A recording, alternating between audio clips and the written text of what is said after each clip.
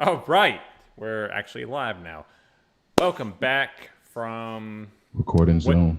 what felt like a very long break for us. At least it did for me. Felt like we hadn't done this in quite some time. Felt like Yeah. I was all out of sorts when trying to get back on here. OBS felt like a foreign land to me there for a second. Um, but yeah, welcome back. Today is Tuesday, May 19th, 2021. Um, I'm here as always, joined by my wonderful co-host Marco. How are you doing after that long break we took there I'm doing good, man. Can't complain. with your giant shoulders? Breaks are always good for perspective, and I didn't miss a shoulder day. Hey guys, I'm here back at Fish and Grits. Just if you notice my lats here and my shoulders, they're just a little bigger now. Micah, how are you feeling? You feeling a little intimidated by Marco? I'm tired, boss. I'm tired. What you so tired for? I'm sick and tired of being sick and tired. Yeah, why you tired? Just work? My ass always tired. Yeah, I mean, at least you're not working. What was it? 3 jobs anymore? Well, but I just finished the semester, so Oh yeah.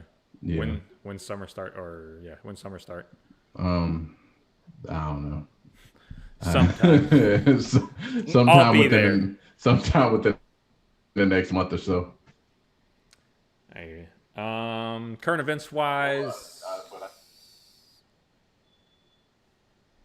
was I the only Oh, one that just heard that? he's trying to timestamp. Oh, Yeah, okay. yeah, yeah. My bad. I was like, Micah just came out of nowhere. Current events wise, there is. You know what? I had this second, but let's cover it first. Since we've been off air and taken our little break, Israel and Palestine have, really it's never gone away, but they've reignited this.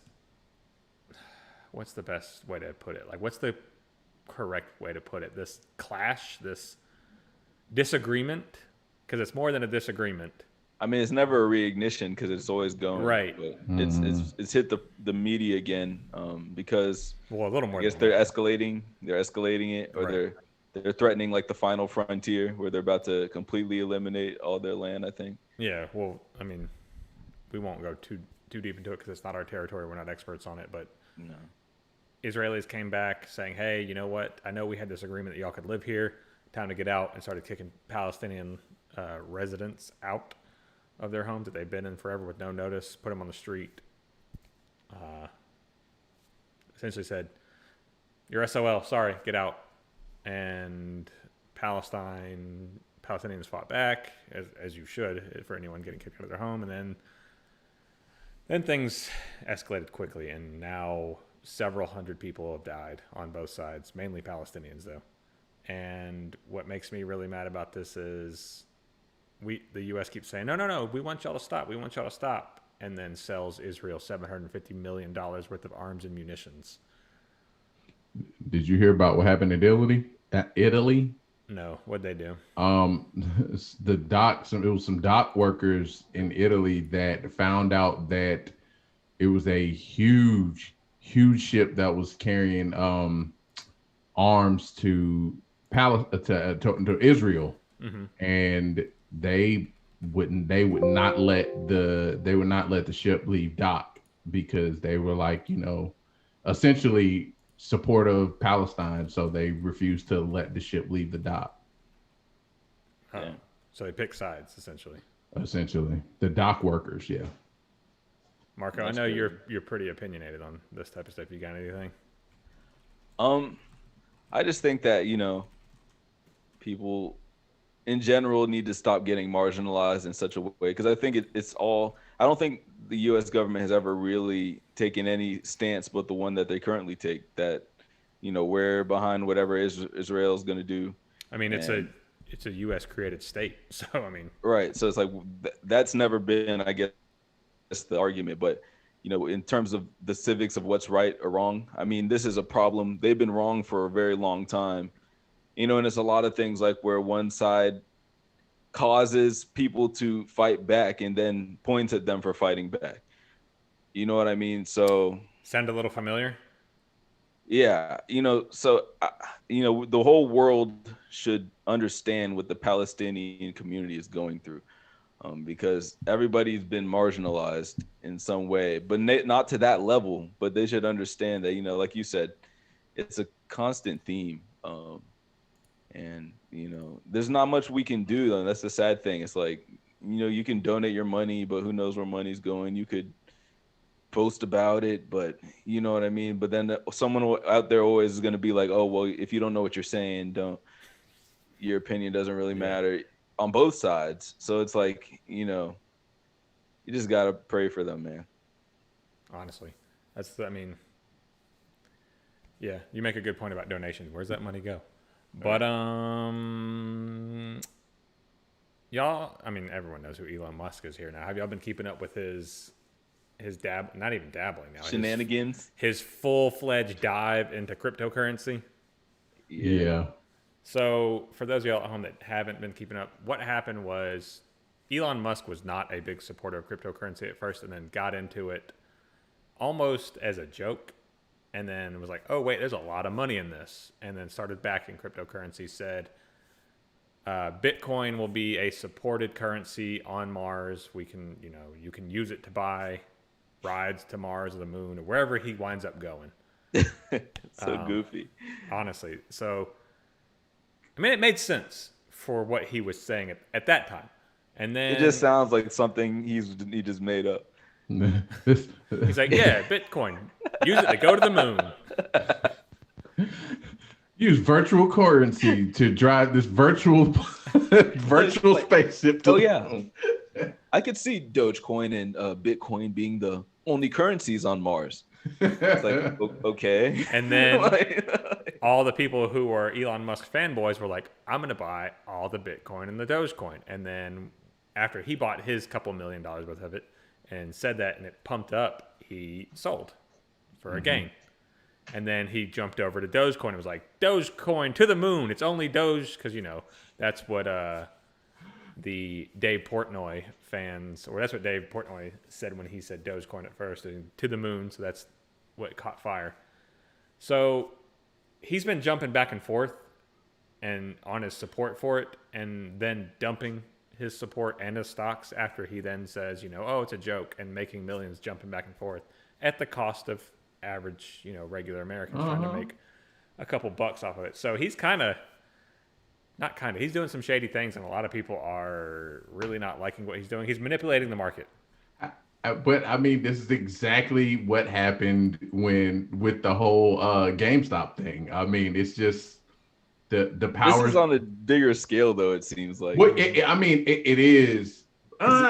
He went on Saturday Night Live and everything, and he's been going on this tour, and now like all Bitcoin is not just Bitcoin, every single cryptocurrency is tanking right now. Everything's like 20, 30, 40% down today. The reason I say it's like what happened with GameStop is essentially as soon as the average Joe started to get involved, then the folks that B just kind of said nope and kind of screwed them over. Not really, because the average Joe was involved in it, and then people with a ton of money got involved and said, I can manipulate this. Yeah. A lot of money and a lot of influence, and then by their influence are able to manipulate the market hugely and then take advantage of that manipulation. Well, yeah, that's the only thing that I kind of mean, like people like the average Joes who had already been investing in it, and once they saw the prices start going up, they're just getting excited, and then in the end it was like, yeah, you got screwed.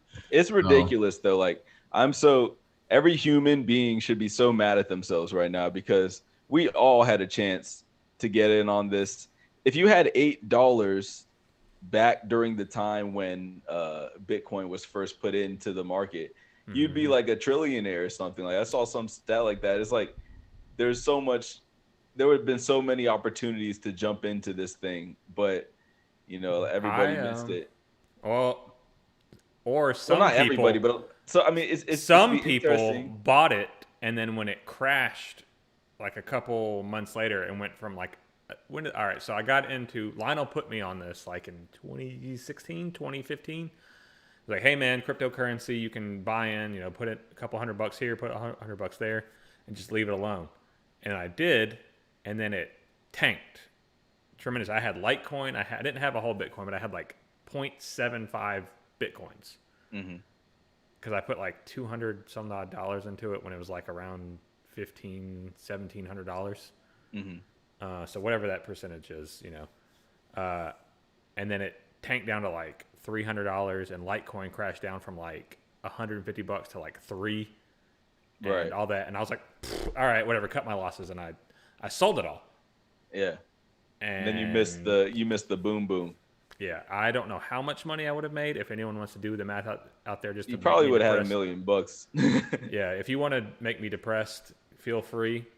$250 of 1,700 and whatever. It's like $44,000 now after a crash. Even Dogecoin, they said a year from like this time, if you would have put $1,000 into Dogecoin, you'd be sitting on 200K right now. Yeah, I have. What do I have? I have some more Litecoin, and I have. Damn it! I don't want to look it up. I'm not gonna. We don't got to get too deep into the. Anyway, it's shady. It's shady, and I think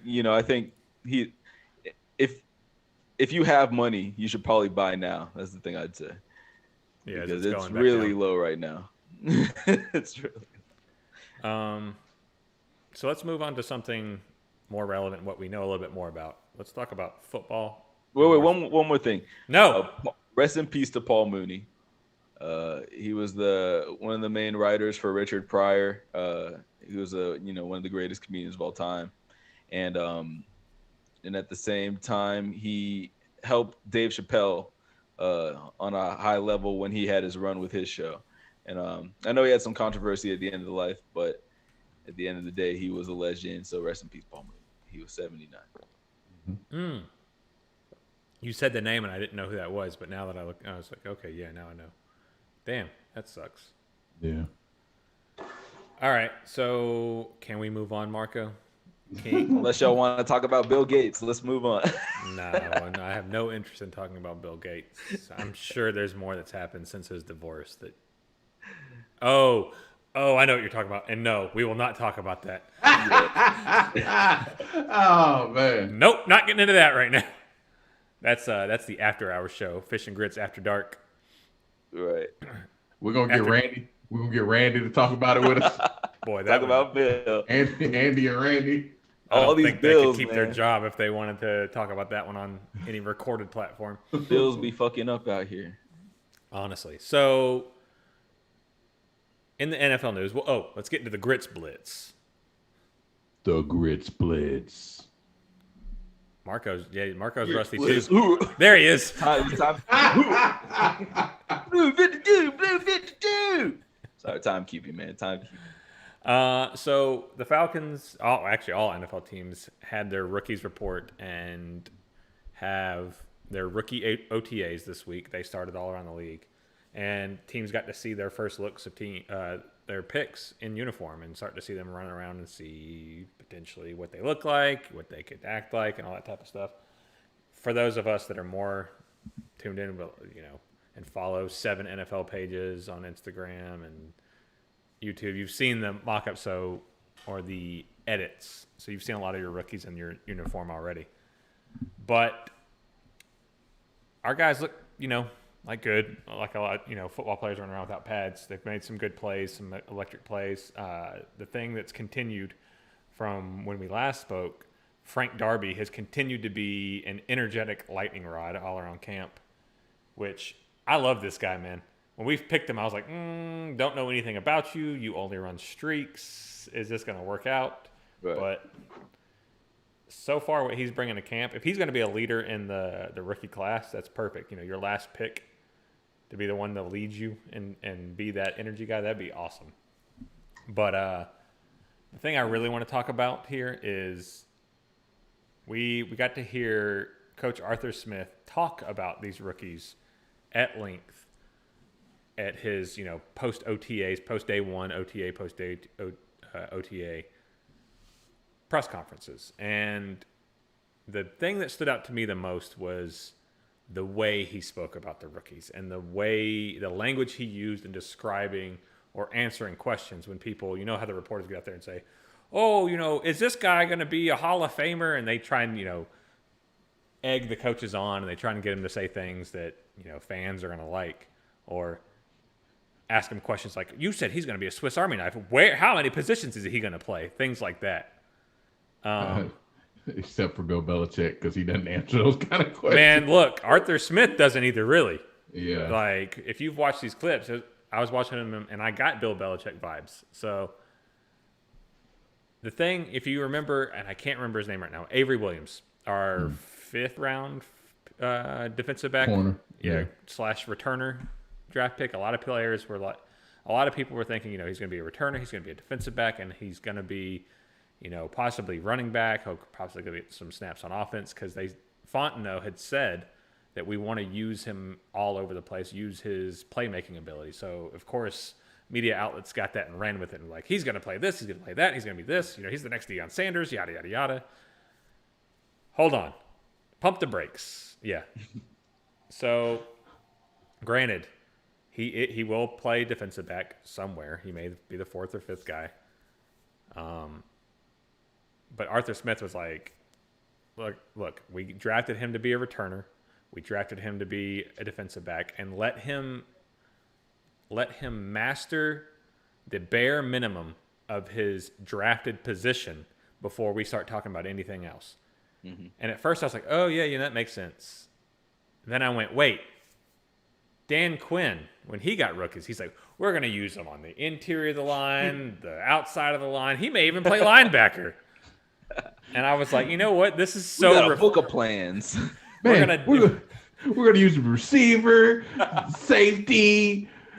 We're trying to think where we're not going to use him. Right. This guy loves football. He's going to be Matt Ryan's backup. Then he's going to be the punter's backup. Might even dabble in coach. Cutter's kind of inept, so he may be offensive coordinator. But that was so refreshing for me to hear him be like, hey, guys, look, chill out. Like, they're rookies. Let's see what they look like when they play against the veterans. Let's see what they look like when they're in pads. And then we can talk about it. And let's see if they can actually master their position. So that was very, very refreshing to hear from the coach, because, like we just mentioned, Dan Quinn was all about giving – I don't even think it was giving the media what they wanted. I think the media knew that they could get these answers out of Dan Quinn because he was going to do it. We drafted you at tight end. You're going to play defensive end and middle linebacker and fullback. Dan Quinn was just so rah-rah. Like, anything was possible in Dan Quinn's mind. And it's just he didn't know how to channel that. Mm-hmm. The defensive back from Austin P. Did we bring him in? We didn't. Another team did. I forgot who it was. Wontarius, wasn't that his name? Yeah. Wontarius Bryant, I want to say. Yeah. Let's see where he went. Some team invited him. It doesn't say, but yeah, he got an invite to some camp. I forget where it was. I thought we invited him as kind of to make up for the fact that he got messed over. So just to give him a shot to see what he could do. Yeah, I know I saw. All right, so to attend tryout camp. Ontario's Bryant will get a chance in his NFL, kind of. Bryant. Okay, stop popping up.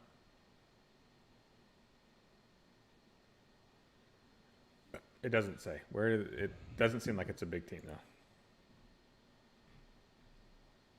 Thanks for the clickbait and not giving me... Oh, he has been invited to the Hub football tryout in San Diego. So it seems like a camp they hold for undrafted free agents. And I think that's what that is. Yeah. To see if they can get a football camp. Yeah. So they can every team can look at you. Yeah. So, I mean, for those of you who don't know, a player for Austin P did not get drafted, got a fake text message from a 404 number that was claiming to be our defensive coordinator and invited him to camp. He showed up. They're like, your name's not on the list. Why are you here, sir? And got turned away, and it made national news. He handled it fairly well. You know, he didn't say anything disparaging, didn't say anything. He didn't want to expose the people that did it. He just wanted to move on. Yeah. And good on him. And Foye was having an entire conversation on me about this when that's not what I was asking him. Yeah, I saw that. I was very confused by that conversation. Like, what? Huh? COVID protocol? What are you talking about? But anyway, on to the very important news here that I'm sure all of you guys have been hearing about, and that's the possibility of the Falcons trading Julio Jones. As we've talked about before in prior episodes, the Falcons are in a cap bind right now. We don't have the money to sign our rookie class as we stand. That's why no one has been signed. You know, you typically see your team sign your first round, at least your first couple of rounds by now, if not your entire class. And it's kind of crazy that we had them out on the field running around without them having contracts. But we don't have the money to sign them. We're looking for ways to do it. And the most obvious choice right now is that $23 million cap hit that Julio holds, and we are fielding offers. We, according to Steve Weish, who is the new NFL-based coverage, I forget how you say it, but anyway, he covers the Falcons for the NFL. Steve Weish used to be a part of the AJC back in the day, so you get some hometown coverage, some good hometown coverage back here. Man, I am rusty. Sorry, guys, I won't take another week off. Anyway, I think our fans took a week off too. Honestly, we got me watching right now. Yeah, no Harvey, no Bryce. Maybe it's because it's Wednesday. Harvey's like, I've only got Tuesday nights, guys. But he had said that the Falcons don't want to trade Julio Bryant. Oh God, hold on, timeout. Julio Jones. They don't want to trade Julio Jones. Julio Bryant. Right. Who is Julio Bryant? Des Bryant and Julio just. God. We just talked about Tavius Bryant, and then you went to Julio. There it is. My brain is like, we're gonna keep it here. Anyway, let's try this again. He said the Falcons don't want to trade Julio, but they are fielding offers from teams, and they're listening. I feel like this is an ominous thing. It's like Julio, all the disrespect Julio gets, he's out of here, man. It's like even the fans can't get his name right. I know. Julio Bryant. Please stay, Julio. I don't want you to leave. Really funny. Julio was watching right then. He was like, man, God. The one time he tunes in, he's like, I knew it. I'm out. But we also saw Matt Ryan get asked this question when he was on the Rich Eisen show, when he was doing his media rounds. But everyone has asked him about what his opinion of this is, and he's, to no surprise, kind of played the political game that he always does. You know, he's a savvy vet. He knows how to answer these questions without giving too much. But he said, I don't know. He's been such a cornerstone of what we've done for a long time. I don't know. That's a hypothetical. I don't really want to go down that road. That's not really my business. But he's been such a great player. He's a hell of a teammate. I love him. So he was very non-committal for a teammate that he's had on his team for 10 years now, right? Isn't that how long they've been together? 10 years? Yeah. So what are y'all's opinions of Matt Ryan's comments on Julio? Do you think it was enough? Do you think he's just doing what he has to? Or has he, heard from the front office that he's more than likely gone? I don't think he's heard from the front office, but I think that, the feeling in the air. And I think Matt, I'm not mad at what Matt did. I think he did a lot of that, like, Julio made my career. Like, he pretty much said Julio made his career. Like, he was saying honestly. that. So, but it did sound very final, like very like, what's it called when you look back at something? Like, perspectively, like he's like, oh, like, okay, well, like now that we're past that, I can look back at it. I got that vibe from it. So I do think Julio's going to get moved. But honestly, I think Jake Matthews should be walking to the office knocking on the door and being like, "Hey, listen, like Grady Jarrett, all these dudes. Like, I know a lot of these dudes haven't gotten their contracts yet, right? Deion Jones hasn't got a contract yet, right? No, they have. He They've got broke off last restructured. year or something like that. They like Debo and Jake Matthews both restructured. Okay. Well, so basically, what I'm getting, my feeling from this is that obviously we don't want to restructure Julio. And so at the end of the day, what I think the Falcons are doing is they're just sort of placating to the city. But I think that they have no qualms about trading Julio come June. They just know that we have a sentimental thing. And I think Matt Ryan's thing sort of reflects that. He probably knows as well that, the writing's on the wall, so. I mean, how many?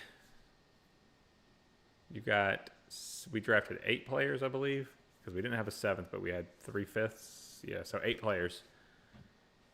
You're probably looking at $12 million to sign these guys, I would assume, if you sign all of them, somewhere around there, $10 to $12 million.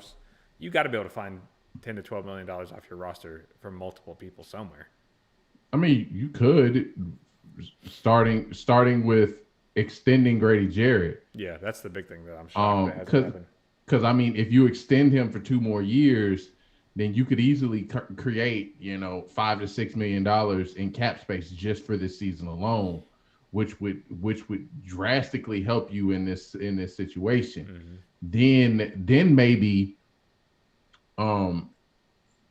you consider, like, if you wanted to, you might be able to say, hey, Julio, can you help us out or something? But like, where we are right now, it seems it's almost, my thing is it's almost like the Julio thing is the only option we have, but it's not.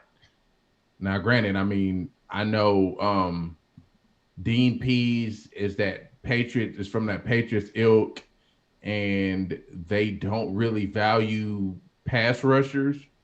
So, I mean, I don't know if they're really any interest in extending Grady. Maybe they just want to see how he does in the system. But, like, honestly, I would feel like, extending Grady 2 more seasons would, like I said, help out big time, and then you could potentially find some other places to get whatever, to scrounge around with whatever money you can to free some cap space. So it's funny because Grady Jarrett is considered a pass rusher, but what's his career high for sacks? Like 6, 8?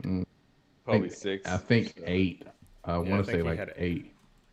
Let's see, but that's really good. It's really good for his position. He's never done double digits, but he's never played in a scheme that's conducive for him to get a lot of sacks. Like versus Dean Pease, I think would use him more like Aaron Donald was used. I mean, yeah, because when a guy is the only guy out there who needs to be doubled and he's on the interior, you need somebody on the edge to give your interior guys some type of space to operate. I was going to say, I don't think it's not about the scheme. I just think he's never had anyone next to him, or he's never had a big nose tackle next to him that can eat those blocks up, or consistent edge rush, except for that 1 year. Well, but was that 7.5? That wasn't the Super Bowl year, was it? No, Super Bowl year was 3 sacks. Yeah, because he was a rookie or second year in that year. But I think Beasley was a beast for 1 season. But no, like I also think just because of Quinn's scheme, like we didn't blitz either, which would also take some pressure off of him up the middle, which make it harder you to double team him up the middle, which gives him more one-on-ones and potentially allow him to get some more get more sacks. Like we just 4-man rush, 4-man front, 4-man rush. All right, just get to the quarterback. And it's like, all right, well, this guy's the only threat, so double team him and everybody else one-on-one. Right. So yeah, I mean, let's see what this scheme looks like. Hopefully we can scheme him into more sacks, or, we get that consistent edge rush, but I don't know where that's coming from unless Fowler breaks out.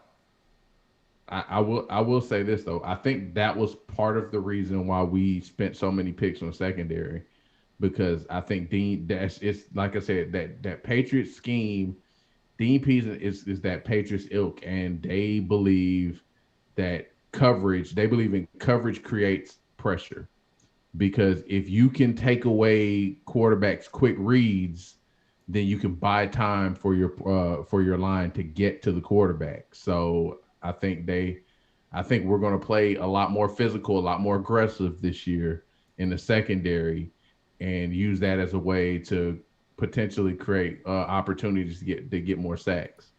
That'd be nice. I just want more sacks, period.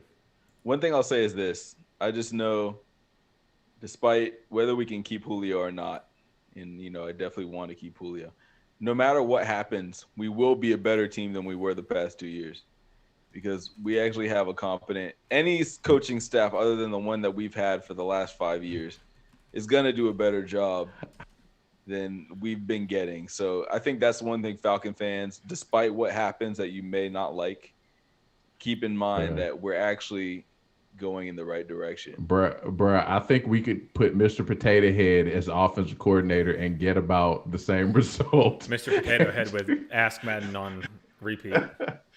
Just drop them on a button. Just be like, whatever it is, that's the play we're running. Play spin the bottle. So bottom line, I think we all want to keep Julio, but just reality right now is it doesn't look like we're going to be able to. We can probably get a lot for him. It just, are we going to get draft picks? Or are we going to player? But then if we get a player, then we can't really handle that money. So we just unless he's a young player. You can get a young player back for him. Because if you unload Julio's contract, you free up a ton of – oh, hey, there's Harvey.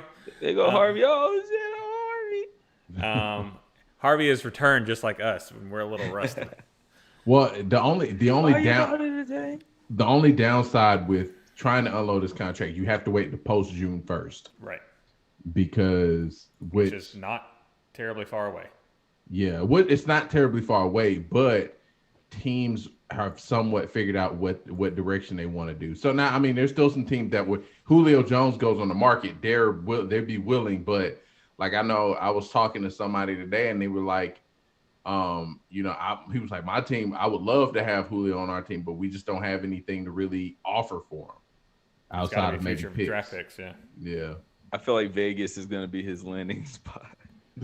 Honestly, I feel like if he goes anywhere, it's Baltimore. Then Aaron Rodgers will go to Vegas. That Julio Jones, man, that guy is something serious. I've always loved this Julio Jones guy. He just goes up and gets everything. Man, you know how many passes Julio Jones could catch from Nathan Peterman, man?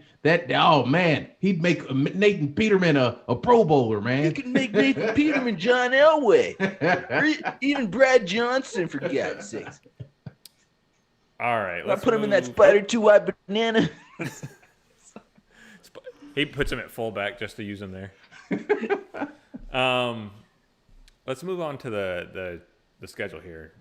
That was when was that? Last Thursday? Last Friday that the schedule got released? I forget when it was. But everyone knows who their opponents are when they are, home or away. We have what Bryce is calling a very easy schedule compared to years past. I'm going to go over the week by week real quick. Then I'll give my opinion on what I think is going on. Then I'll ask you guys. So we go week 1 at the Philadelphia. Why is this written like this? Week 1 at Atlanta, Philadelphia. At home, just at home. Yeah, hold on, Bryce. Why did you? I was like, that's not where we're playing. Why is that written like that? All right, so so we go. Eagles come to town. Then we go at Buccaneers, at Giants. Then we have a home game against the Washington football team. Then a home game versus the Jets. We go to Miami. Panthers at home. On the road against the Saints. On the road against the Cowboys. Patriots at home. Jaguars on the road. Buccaneers at home. Panthers on the road. 49ers on the road. Lions at home. Bills on the road. And Saints to end the season at home. Now, looking over this schedule and looking at the trajectory of some of these teams, some of the typically bad teams, I don't like this schedule not one bit. I don't like the fact. Oh, and by the way, sorry, the bye week for us is on week 6, which is an early bye, which typically is not a good sign for teams trying to make playoff runs. So, I don't like the schedule, not one bit. A lot of the teams that we play, we don't match up well against. They have strengths that really can expose some of our weaknesses. And I'm not very optimistic about the schedule, not one bit. I think a lot of people are looking at Philly as a win, at New York as a win, at the Jets as a win. You skip Washington? Well, I don't think a lot of people are really picking them as like an easy win for us just because that defense is so good. At least that's not what I've been hearing. And, they're overlooking some of these teams that are very young and very good in a lot of ways that, like I said, can really expose us. I'm not optimistic, is what I'll say. I don't think we're going to have a great season, but we'll see. I hope we do. And typically, what I pick, the opposite happens. So we'll see how that works. But what do you guys... Pessimistic in hopes that everything goes well. Well, I didn't even think of that till just now. But what are you guys thinking about this schedule? What are you seeing? Do you like it? Do you think it's going to be a good season for us? Is it an easy schedule? Is it a hard schedule? Be not scared, my Falcon friend. We have new commanders in the ranks. Yeah. So we can't go into this season being scared. I know that even through the bad times we've been discouraged, but we can't go in looking. I just want to say that. Well, I don't think we're gonna lose all of them. Who did Washington bring in this quarterback? Ryan Fitzpatrick. Wow. Mm-hmm. So that's 3 games that he's already played. So he's definitely not going to have a 4th game that's good. And who's there? Who do they have a budding young hopeful? Heineke and hell no. Heineke, yeah. So that's a W. That's I think because did they let Haskins go? He's I forgot where he wound up. This is not a Dan Quinn defense. We're not going to make Fitzmagic look like like a champion. We actually did good against Fitzmagic when he played for the Buccaneers. Yeah, that's true. But I mean, the Washington has brought in a lot of good pieces, and they're still Washington, man. They don't even have a name. London. The only upside about the early bye week is I'm glad we have a bye week after London. Yeah, we are gonna need that. I hate that we have a London game, lose a home game. That sucks. Only 7 home games for us. Well, we have the same number, don't we? No, we have 7 home games. So 9 away, 7 We home. are a home game in London. We're the home team in London. Yeah. Well, I know, but I mean, so we got 7 at home, 9 away, and then 1 in London. Is that right? Yeah. That sucks. I mean, yeah, it is what it is. But it's against the Jets. You'd wish that would be against a team that's harder. Right. So it's not like you don't get your weird game against a team that sucks. You know what I mean? So let's see. Well, as long as we take care of business, I don't care. 5, 6. You know, that's 7. The thing, though. It's like you want. We've got 8 home games. Yeah, 8 home games plus the London game. 3, 4. So 7 home games. 7. So we got 8, and 1, right? Yeah. 8 home games, 9 away, 1 neutral. Wait. So no. That's not right. Hold on. 1, 2, Let's see. Philly, 3. Washington, the Jets, Carolina, New England, Tampa, Detroit, New Orleans. -1. Oh yeah, that's right. The Jets. Yep. That's the part that was messing me up. Yeah. So 9, 7, and 1. Yeah. Okay. But yeah, I'm honestly, I do see why people are saying it's a favorable schedule. I mean, I think Philly's definitely a winnable game. They got a lot of moving pieces. You give them less preseason games. They got a new coach, almost new team because they pretty much rebuilt their entire offensive and defensive lines. Tampa, that that's almost a guaranteed loss almost. But I mean, hell, man, we hung in. We're not that much worse than we were last season. I mean, not that much. Honestly, I think we're better, but that's what I'm saying. We're better than we were last season. It's not like they mollywopped us. Tampa never mollywopped us. Tampa is the same. They kept everybody from their right, Super and that's Bowl. to our benefit. It could. But I mean, they're clicking. They're all clicking versus us. We're still. You don't know that they've had. You saw them on that. You saw them in that river parade. They were turning up. Like they made it to the promised land. They don't need to learn chemistry. They don't need to, you know, things like that. I get what Mike is saying, but also to Micah's defense, Brady is typically a early season slow starter. Yeah, well, that's true. He just kind of, walks out the gate and then hits a slow jog at midseason, then a full sprint down the stretch. And he's coming off an injury. He pulls the LeBron where he. In the playoffs, he takes that first game to kind of feel the season out, and then, picks up steam. He had to have major knee surgery at the end of the season. Giants are. I'll tell you this: Giants is actually a scarier game than a lot of people want to admit, because their defense was quietly very good last year. And Saquon's back. Yeah. Didn't they draft another running back too? Yeah, they've got their depth chart goes Saquon, Devontae Booker, Armstead, and Corey Clement. They still got 4 Daniel Jones. Bruisers. Daniel Jones is not a bad quarterback. I'm just saying, but if you he can throw you out of game. No, he can't. If you get a QB to QB, like you got to go with your matchup. He's like the Russell Westbrook of quarterbacks. Right. I take Matt Ryan in a competent offense over Daniel Jones. But it is still Matt Ryan's first year, though, so I don't know. It's always that first year thing. God damn, he's had a lot of coordinators. Washington's a tough game just because how good their defense is. Offensively, Antonio Gibson is a beast. I don't know how we'll do against him, but I think they still have some holes offensively. So if we can put up 28 against them, we have a shot. We have a shot to beat them. I think we'll do better this year at stop run as well. But I think the cornerback problem is what we really got to worry. Like, can we stop anybody? Well, last year, I'll give us last year. Once Dan Quinn got fired, we became a very good run stopping team. We just defense. Period. But secondary, we gave up a lot of yards, and that was the downside of our defense. Jets, winnable game, definitely. Dolphins. I want to say it's winnable because Tua doesn't have his closer. Carolina's winnable. Saints, I don't know what to expect in that week. I mean, do we see? So you gotta say winnable. It's winnable. It's winnable, but I don't know what to expect because you don't know you don't even know who's going to be quarterback.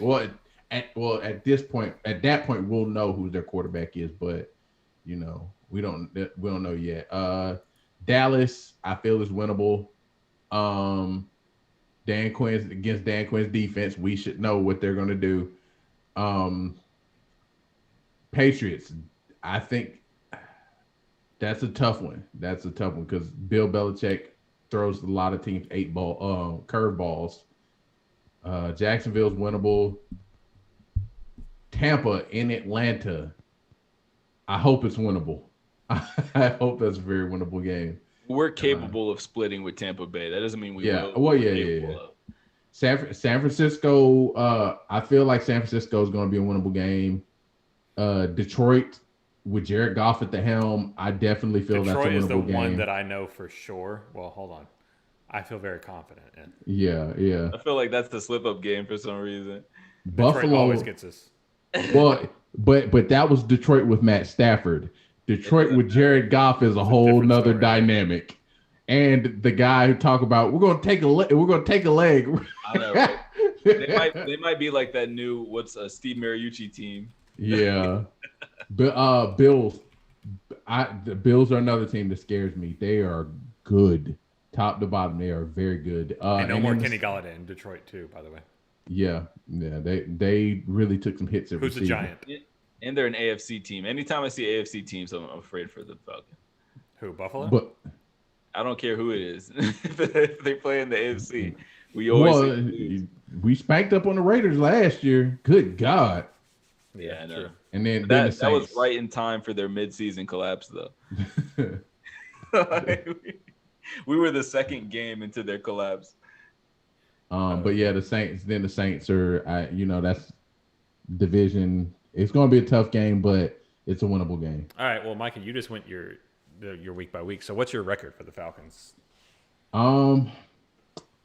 That's tough. I told my coworker today. I said if we can get that more of a balance with that run game, if we can finish top 10 rushing, I can easily see us going 10-7, 11-6.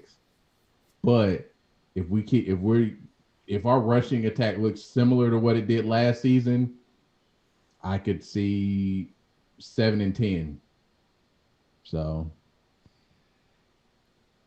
Marco, what you got for your record for us? I win loss. All right. Well, I'm gonna go through it real quick. All right. So against the Eagles, I'll put it next to it. Against Tampa, I'll say loss. All right. Against the Giants, I'll say win. Washington, I'll say win. Jets, I'll say win. Got us going 4-1 into the break.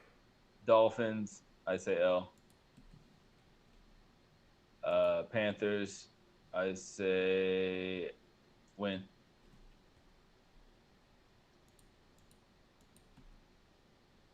Saints, L. Cowboys. Well, let me keep going down. Cowboys, I think we get some redemption, and Dan Quinn humiliates himself. W. Patriots, I think we pull off the W. Jacksonville, we take a weird L. I agree. Tampa Bay, we split. So what did we do? We already lost to them, so win. Carolina Panthers, another W. I think in the Niners game, Justin Fields going to be starting by then. He's going to be mad as fuck, and he's going to give us an L. Wait, Justin Fields? Trey Lance. Trey Lance. Something's going to happen. We always lose to a backup quarterback, so you said Right. loss. Yeah. You think he's going to start this year? To Trey Lance eventually, because Jimmy Garoppolo is going to get hurt. He's going to have to play. They still got Nick Mullen. Detroit Lions, I think this is another. I think this is a no. For Detroit? All right. Yeah, just because. And then Bills. Surprising W. The Saints W. All right, so that's 1, 2, 3, 4, 5, 6, 7, 8, 9, 10, 11 wins. 11-6. Yeah, 11-6. So I'd probably say we go. The way it would be 10-7. So I'm being a little optimistic here, but I'd say we're closer, anywhere from 9 to 11 wins. I think we're capable of. I'm gonna go 8-1. That's what I'm gonna say on the season. We're gonna tie somebody somewhere in there. Tie Jacksonville. That's who I thought it was gonna be. Actually, I thought we were gonna tie Jacksonville. Trevor Lawrence is gonna come down the field like at the last, minute in overtime after we've gone down and got a field goal and get him into field goal range and kick a field goal. So you think Urban Meyer's going to tie Arthur? Yeah, I mean, honestly, I feel like Jacksonville's going to be very good. Side note, I was telling Bryce about this earlier. I don't know if you guys paid any attention to this, but Travis Etienne has been taking all of his snaps At wide receiver. At wide receiver, right. Wow. Yeah, I heard that. I asked Bryce if he could guess who he's trying to turn Etienne into. Best guess for you, Micah. What Florida player is he trying to turn Etienne into? Percy Harvin. Yep, exactly. That's exactly who I saw too. All right, so we got that. What game this season are y'all most looking forward to? Ooh. Week 1 is an acceptable answer. I want to see these AFC teams. I don't really like the NFC East, honestly. I don't watch their games, generally speaking. They're very boring games. Yeah, I can't say I'm excited about any of those games. Cowboys, Even though they're the Dan Quinn return. Yeah, I could. And Jacksonville and Cowboys probably the most exciting games. That little stretch, week 10 through 12, will be probably the most exciting because we'll know what our season is by then, and that's a good little challenging stretch against exciting teams. Also, Harvey and Bryce, who are y'all looking forward to? Just let us know in the comments. Micah, who are you looking forward to?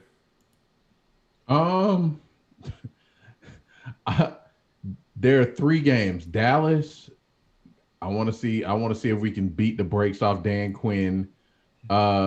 New England, because I don't remember the last time we've ever beaten New England. And it's here. Yeah, it's been like 45 years or something since the last time we beat New England. I think Vic did it. Oh yeah, no, maybe it wasn't. It was no, it couldn't have been because it was like pre-Brady. We never beat Brady. What I'm thinking is we haven't played at the Bills since Michael Vick was here. Because the game we played against them, I think, was like in Toronto or something. Yeah, really? I don't even have that memory. Wow. Neither do I, but I heard it. I heard it somewhere in a book. And then for 49ers, 49ers is another one. I want to see if we can beat Shanahan. I want to see Dean Pease how his defense matches up with Shanahan's offensive scheme. Yeah, I like that. I'm just gonna give you one. I'm gonna give it's the Patriots for me. Have them coming here. I will be at that game. If y'all want to join me, you're more than welcome. But I will certainly be at that game, booing the Patriots the entire time. Speaking of tickets, I got a message from the PSL people from the Falcons, and they told me that small suites are available for starting at $8,000. And I was like, I'm flattered that you felt that message me that like I can afford that. What is that per month? They give you a year, I think, to pay it off. So. Oh my God! Is that right? No, it's longer than that. I think it's like no. You pay up front, like the PSL. You pay for it up front. No, they offer financing because I remember when they were trying to get me. Yeah. And then you gotta pay. You also have to pay per game tickets. Yeah, which is and the suites are like the smallest suite you can seat up to 16. You get 16 tickets per suite. I won't say the PSL model's criminal or anything, but I think it's bad marketing. Oh, it's terrible marketing. It's terrible marketing because you don't get access to the outside games like the SEC championship. You don't get access to that unless you're literally one of their high priced people.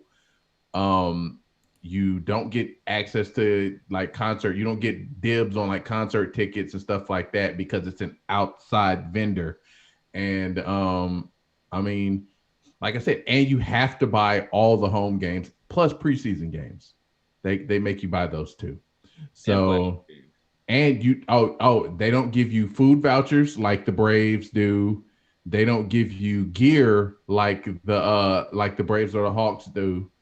They literally just the experience of being it's like they said the food is affordable, so you should enjoy it. Right, you get a $3 shitty hot dog, but if you want good food, you still got to pay $11.99. Yeah. So, but that's the problem. That's the problem with the PSLs. Plus, we haven't been winning, so why would I spend all this money to watch us lose? The Hawks, to me, I miss the Hawks experience more than any other experience. In terms of God, we should go to a playoff game, guys. But the Hawks do the flex plan, so you don't even have to buy full season tickets. You can just buy. You can buy like I want these games, this game, and this game. I mean, we used to do that. Yeah, we used to do that. All right, so let's jump into this real quick, and I'm going to go division by division before we go into the break. I'm going to get you out under an hour for the NFL segment, Marco. Nice. So I'm going to name a division. If you need a refresher on who the teams are, just let me know. But I'm going to ask you, who do you think is going to win that division? Granted, we can go back and change these later because the rosters aren't fully set. We don't know if any major trades are going to happen because obviously Seattle dealt Jamal Adams like, what was it, 4 weeks before the season, something like that, 3 weeks before the season. So barring any major trades, this is who we think are going to win the division right now. We'll start with the NFC West. That's the Seahawks, Rams, Cardinals, and 49ers. Who y'all got winning it? Rams. Hold on, division winners. You said what division we in? West. NFC West. West. Seahawks, Rams, Cardinals, 49ers. Man, I'm gonna go Cardinals. It's not a bad one. I'm going to go Rams as well. I think Seattle takes a jump back, and they lose the division for the first time. I say that every season. And God, I know.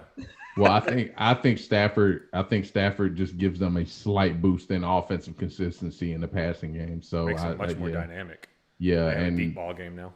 Not to mention they already are a very good good rushing attack. So I just think that balance is just ridiculous.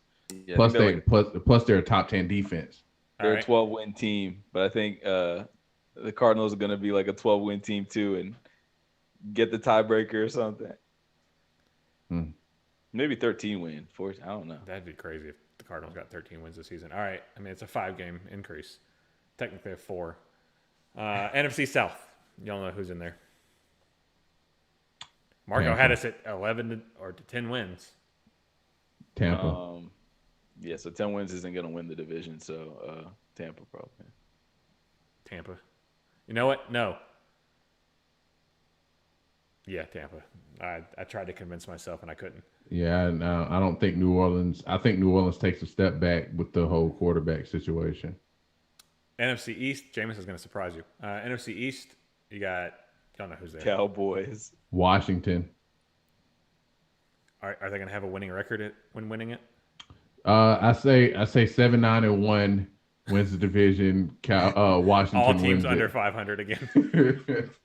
Cowboys will get to 8 wins. I'm bouncing between the Giants and the football team winning that division. I think the Giants could easily surprise people as a 12-win team this year. Hell no, bro. Okay. I look. Trust me. I don't have a lot of faith in Daniel Jones, but they have a lot of great pieces on that team. 12 wins? Get out of here, man. I wouldn't say 12. I could definitely see 9-10 wins potentially. You think this the Knicks now? You think New York got the sauce? They about to just start winning across the board? What would be funny is if not the one team in New York did it and won the Giants, it was the Jets. Right. They're the 10-win team. Like, wait, what? Right. All right. NFC North, that's Packers, Bears, Vikings, Lions. Ooh. Bears. Oh man, I think this is the year that Vikings take the division. Yeah. Your boy, I mean, you're always behind your boy though. Well, no. Kirk Cousins. You think I just think Aaron Rodgers is pretty much a done. I don't think he's playing for Green Bay. They're not going to be the same team with Jordan Love at the helm, despite I don't care how much they say they see Pat Mahomes in Jordan Love. They're going to take a huge step back if he winds up starting quarterback. So you have the Bears with potentially a rookie starting, which Justin Fields is going to have his growing pains this season. You have the Vikings, who is the only team who's consistent, and then what's the other team? Lions. The Bears and the Lions. Trubisky. Yes, but if Justin Fields starts over the Red Rifle, Bears made it to the playoffs with Mitchell Trubisky, and he's no longer on the roster. But Justin Fields is better than Mitchell Trubisky. So even but as a rookie, he has to learn their playbook and get adjusted to the speed of the NFL game. Andy Dalton's gonna start like 0-2, and then they're gonna make the change.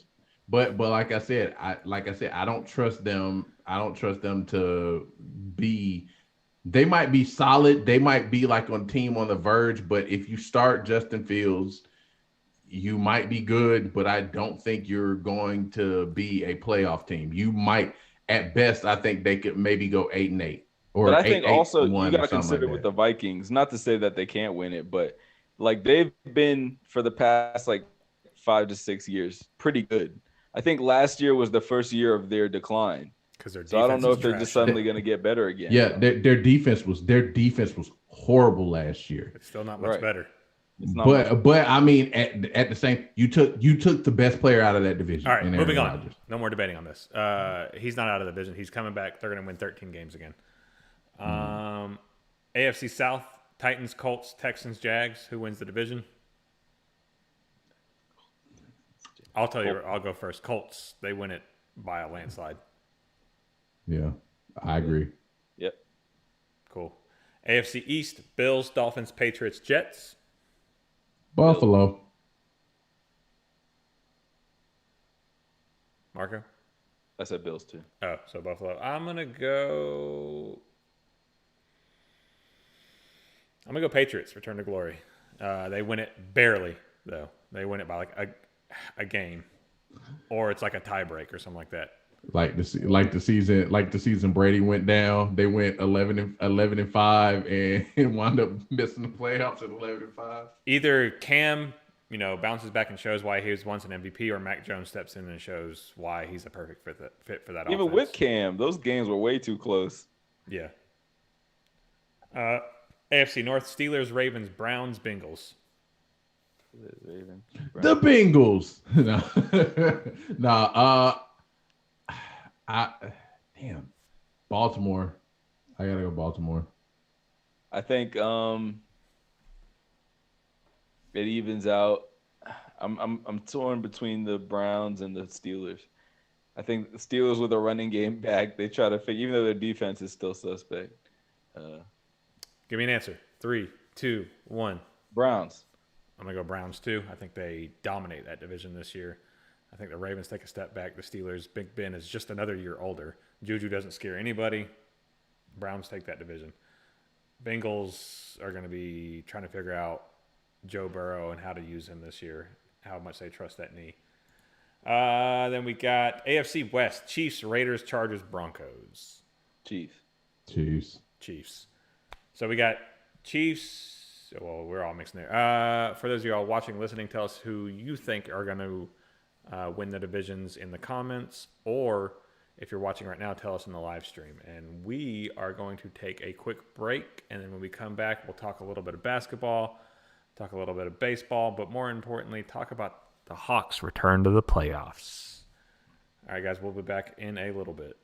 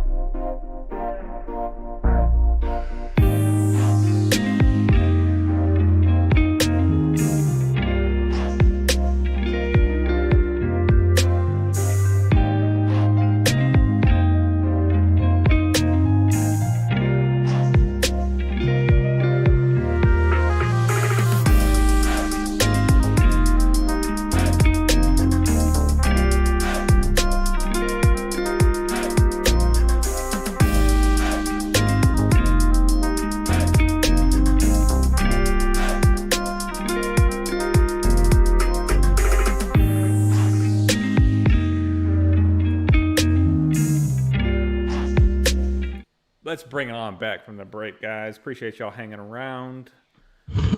This is the part of the show that I've been most looking forward to. I was trying to hurry through that NFL segment because, to be honest, it's the off season and something exciting is happening here in Atlanta. Marco, do you know what that is? Do you hear that noise? I'm eating my Rice Krispie treat real quick because I'm Oh my god! Can't believe you came back with food in my mouth. Oh my god! I asked, "Are you ready?" And you said, "Yeah, let's do it." That was Micah. That's not my fault. All right. It's like someone going, "All right, let's play catch. You ready?" And you're like, "Yeah," and then you turn your head and get hit in the face with the ball. Why'd you throw the ball at me? I didn't say that. So yeah, do you hear that sound? What? It sounds like playoff basketball. Boo, boo, boo, boo, boo. And we're gonna cover it here in the layup, aka the finger roll, aka jelly time, aka points in the paint.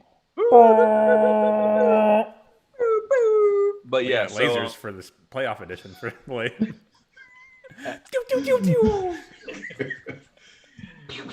That's those little horns, those little horns you can blow. But the vuvuzelas. So it's awesome that happened, but we're actually not going to talk about that until we get to the Hawks thing. So more currently, but we can just draw. Let me just tell you what's going on, though, just to give you that. Tell me, Marco. The Hawks ended up in the 5th seed, and we're in the playoffs again for the first time since 2015, 16, 17, actually. I think it was 17. Let me think. Yeah, 10 was in my head, but I forgot it's because we made the playoffs 10 years ago. 15 was a really good year. 16 was the year when everything fell apart, sort of, with Paul Millsap and all them. And then Schroeder was the year. God, Schroeder. Maybe I'm wrong. Maybe it was 16 and then it was done. But anyway, we're back. I think they said it was a 5-year break. And 2017 was the last year we were in. 17? Yeah. Okay. We're going to talk a little bit about that when it comes to the Hawks. But I want to get to what's currently going on in the league. What our Hawks avoided by getting 41 wins this season. The play-in, which AKA what? It's just the way you said it sounded like your intro. Oh, okay. I thought you were about to bring some heat. I was about to shit on this, but so. Basically, the play-in's going on. We've already had 2 games so far.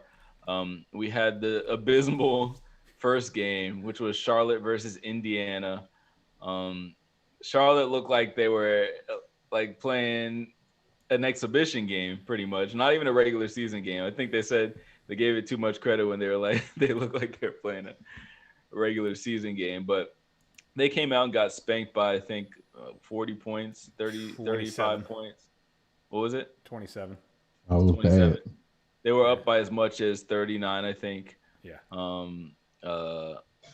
It was just really bad. They played the Pacers backups for like the entire second half of the game almost. Yeah. So our boy Sabonis couldn't get his triple-double. He was 1 assist short. But, they just – at the end of the day, it's like – I think we all sort of said this at the beginning of the season, but it's like Gordon Hayward is going to let you down because all this, the second Gordon Hayward got hurt, they dropped from a 4 seed to where they were in this play-in. And he was playing, near all-star level, but it's almost like it's a foregone conclusion when the season starts that he's going to get hurt. He's not going to be there when you need him.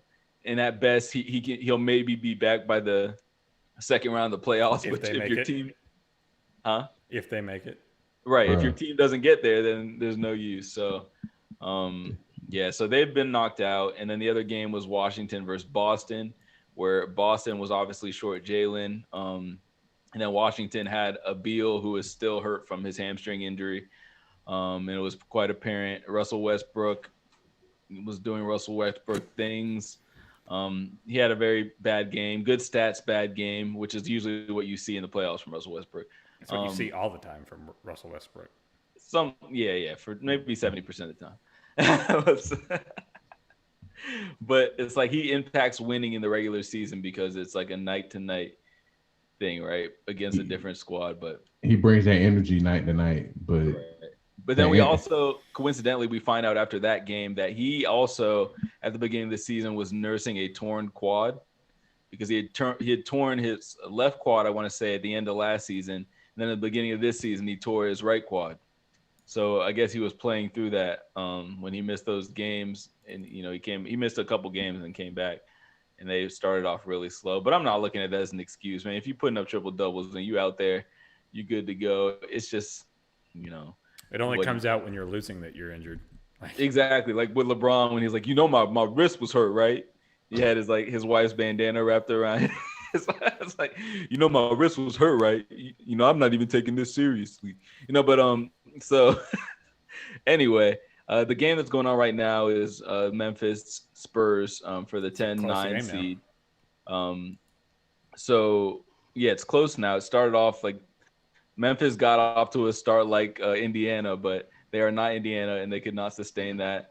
Spurs have a great coach. And they came right back in the game, so we're waiting for that. How have y'all felt so far about this play-in experience?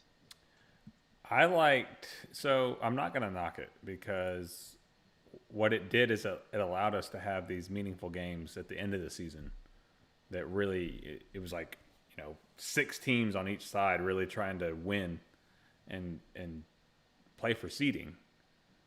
Now, the actual play-in games have been a little disappointing. Yeah. But I'm not going to knock it. I think it's a cool thing. It gave us more meaningful basketball. I'll be honest. There was really only one play-in game that I really wanted to see, and that's the one at 10 o'clock tonight. I think that's the one everyone wanted to see. It's how can Steph Curry get hot and potentially force the Lakers to have to play to play another game. I saw somebody tweeted earlier today. It was like if that first game last night was any indication of how the play-in tournament was going to be, they might as well scrap it after this year because that was brutal. What's the Indiana Pacers wing player that went off last night? Brogdon? No, TJ McConnell. Oh, McConnell. Oh, he went off. I didn't know. And Dougie Buckets. It was one more. It was I'll look it up. Let's Brad Brasher or Woo? No, I don't know. Let's see. 144, 117. They let TJ McConnell get 17 on him though. Yeah. So it was somebody went off. Brissett, yes. Brissett, he scored a basket, and as he was walking the other side of the court, he was like, "Yo, get these bums out of here." Oh man. Yeah, that was sad. And I feel like the way they lost that, it almost to me, like I like LaMelo Ball, but the way they lost, it embodies what I think about LaMelo Ball. Like that whole, you try hard when it's getting you attention. But when it actually matters, does that always come through? Bruh. But I told you straight up, I told y'all in the break. Once again, Terry Rozier, I was rooting for the team he played on, and once again, he literally shot his team out of a game. But come on, though, you can put it on Terry Rozier because he did do that, but it's the whole team. Like, we already know Terry Rozier is not a starting point guard in this league. We know that. He's and if you're not if you're not a starter, and you'd probably be maybe not even a number one backup on most teams, you're fringe G League level. So we know Terry Rozier has skills. We know he can drop points on any given night, but he can't carry you anywhere. Yeah, but that was a silly thing to do, Micah. It's not about that though. It's like it's the fact that he keeps shooting. He sees his shot. Shooter's gonna shoot, Micah. Bruh, I remember. I will never forget when they were playing the Cavs in the Eastern Conference Finals, like and they got 17. They got the Game 7, and he just kept shooting up threes. It's like, bro, you have a shot to win this game. Stop shooting, please. Drive to the basket. Do something, please. Stop shooting. That's bad leadership. Someone should have reined him in. But it's just that's him. His MO is I'm a shoot. He went to the Kobe school of basketball. It's like I'd rather be 0 for 27 instead of 0 for 6 because I gave up confidence. So he just kept on firing. He kept firing that basketball. It's like, bro, pass it, do something. Matter of fact, drive the basket, get to the line, and learn and get your rhythm there before you keep shooting. Let's check. What was his box score? So let's see. 7 to 20, 0 for 9 from 3. He was his plus 0 minus for 9 from 3. That's so plus minus was negative 32. Exactly. 16 points, 8 rebounds, 6 assists. The only one worse was LaMelo. I mean, the negative 35, yeah. So let's see. Miles Bridges is a good player. I think like he's like a less skilled Vince Carter. Yeah. Bigger too. He's a bigger, less skilled Vince Carter. Malik Monk played okay.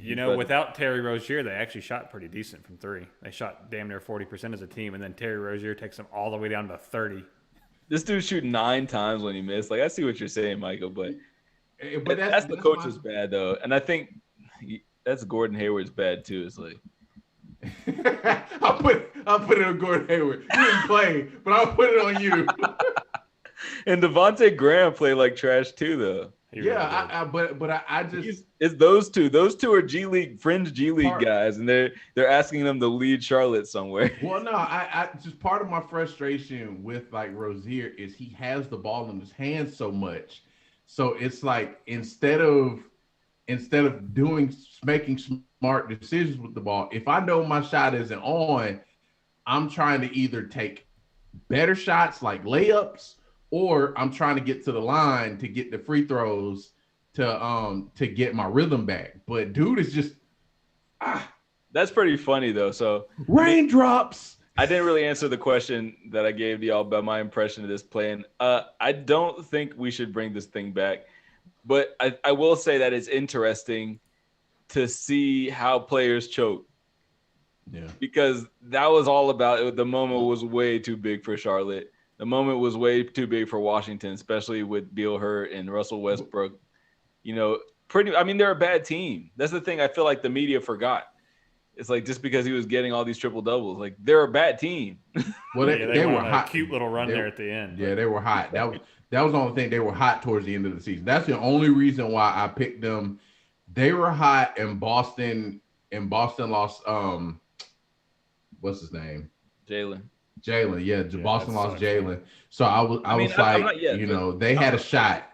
I'm not mad at your picks. I just think that what this is just showing is that there's a difference between teams who are playoff teams and the ones who aren't. Well, yeah, but I do agree. I do agree with Ryan though. I think the play-in forced it gave you somewhat of a college vibe, like almost March Madness vibe a little bit towards the end of the season. Because I disagree though, because through the last 3-4 games, every single team, whether they were trying to win games or not, were all doing roster shenanigans. They were all especially out west, the contenders, the people who were pretty much locked. No, in. Everybody. No. People who needed games were resting people too, except for the Knicks. No, because what's his name? They made the Lakers made LeBron and AD both come back because they were trying to to play their way out of that game. And the Clippers were doing shenanigans because the Clippers were the main ones. They wanted to fall. The Lakers were doing shenanigans because they wanted to fall. But the Lakers had done shenanigans most of the season. they didn't really start taking it seriously until they realized, like, yo, we might end up in this play-in game. And then They knew LeBron, they were gonna. I feel like they were angling towards that because the way we know LeBron wasn't hurt. He was missing games on purpose. yeah, Like they were angling towards this. but honestly, I think if they really wanted to make the play-in game, they would have just left LeBron. They wouldn't have asked LeBron and AD to come out. They would have just said, "What do you mean? Hey, LeBron came out for one game and went back?" No, I'm He talking. twisted his ankle.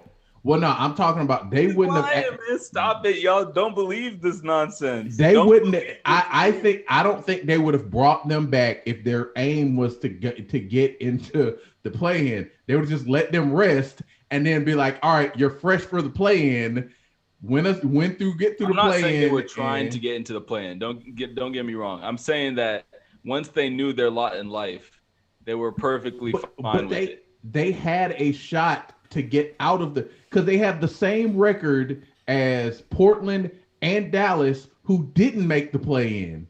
But think about it. Would you rather play? Think about the teams. I'd much rather play Phoenix or Utah, which are both neophyte teams, especially Utah, who's a team that's not going to. Donovan Mitchell may or may not be back by then.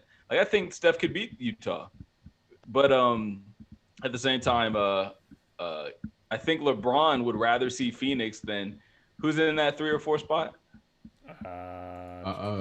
Let's see. Oh, Denver, and then Denver and the Clippers. Yeah, you don't want to see them in the first round. Well, I know he doesn't want to see them, but if you make so you're talking about 2 spots. You're talking about 2 whole spots, and even when you start playing around with getting the 3 or the 4. Or I mean, like up there, you don't want to play Dallas. You don't want to play Luka Doncic in the first round, bro. So say Portland. they get. I mean, but say they get the 6th seed. Say they get the 6th seed and they draw Dallas first. Denver. You get Denver first. You play Denver without Jamal Murray, and literally that's a hard series. It's a hard series, but their second best player is out. He's not. Jamal Murray. Didn't we talk about this? That Jamal Murray's points aren't as valuable as losing an actual point guard. It doesn't. He's not a point guard. He's just a scorer. So but their offense runs off the pick and roll, and he is a much better scoring option off the pick and roll than anybody else they have. Well, okay, we're being reductive, right? We don't really need to argue down this path much further, but I'll just say that Denver didn't fall off that much. And I think LeBron much rather would have played. All I'm saying is he much rather would have played that 1 or 2 seed than any other team in that playoff mix. It would have been tougher. I just think, I think as long as we have 82 games, we probably shouldn't do this anymore. Maybe get back to the way it was. Can we go back to normal, please? Because those last 10 games are anyway, they're gonna tell the difference. I still think. No, I'm not. I like that. There. I'm not gonna go. Well, no, I don't have a problem with that. I do think, like I said, I just think there were a few teams that were playing meaningful games down the stretch. We had to step it up because. Yeah, I don't think it was as widespread as you made it seem, Marco. Yeah, it was. That's the impression I got, and it was also embarrassing. Teams like the Knicks. You're embarrassing. To see teams like the Knicks struggle against a G League Boston team. Yeah, that really showed me that the Knicks were pretenders. Yeah, exactly. Like, and we'll talk about that too. But you're right though. That to me, the way that we handled our G League team versus the way the Knicks, like they had Julius Randle out here going hard against G League players. Yeah. But I mean, they did what they had to do. They did what they had to do to wrap up that 4, but that was sort of embarrassing. So moving on, just the season in review. I just want both of you to let me know what was your favorite part of the season, or what was the best thing you saw this season, and what was the worst thing you saw this season? He's probably gonna say the same. He's probably gonna say the same thing as me. Qualifier can't be about the Hawks. Damn. Oh. I was gonna say when Lloyd Pierce got fired. That's what I'm about to say too. Best thing I honestly really enjoyed. I know this was late and this is a recency bias thing, but Steph the other night against Ja, because the way Ja was, really getting on Twitter and capping out there. Top 5 point guard. Top 5 point guard. Top 5 point guard. I'm locked in tonight. The whole season from Steph, man, that's what I really enjoyed because every night that Steph was just balling out, I would look at Myron from the Atlanta podcast. Yeah. I was like, what can I send him tonight? What 40-point game should I send him tonight? But yeah, I'd say Steph as a whole this season was really, really cool. And it was also kind of cool to see the Suns. Bad thing? Bad thing? Let me think. Let me look at the standings real quick. Go through.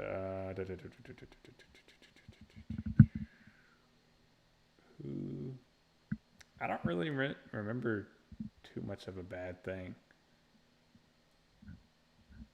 Who is making love to their microphone right now? Marco's juggling his mic right now. Oh, yeah. Sorry. I would just say the Pacers not being healthy. I really thought they were going to be really good this year. Who? TJ Warren, you mean? And TJ and yeah. Costco Kawhi. Yeah. that stress fracture really killed them because they're better than a 34-win team. Honestly, they're better than a 9th seed. Apparently, TJ Warren was like trying to get traded or something. Like he didn't want to play for that coach so much that he opted to get surgery. Really? I think he was that upset that Nate got fired. Well, TJ, we got a spot for you down here in Atlanta on the bench. I don't know. I don't know if he fits. What we trying to do? I don't think he does. He might be a good replacement for Lou Will. Yeah, he'd be a really good 6-man. Yeah. So best thing, probably. Oh, I know what I should have said. Watching Steph go off the way he has. And Jokic. Yeah. Watching Jokic is always like, yo, this dude is no joke. Worst thing, probably the injuries to some of those injuries to some of the key players that went deep into the bubble last year. Yeah. Jamal Murray, Donovan Mitchell. There's a bunch more of guys who played deep into the bubble and then wound up getting severely injured. That's probably the worst thing. But my other worst thing that I don't think it fit though was losing Clay, but that happened before the season even started. So well, yeah, but he right when he's about to recover, it's like, oh, hurt again. Oh, yeah. Damn, it sucks. Marco.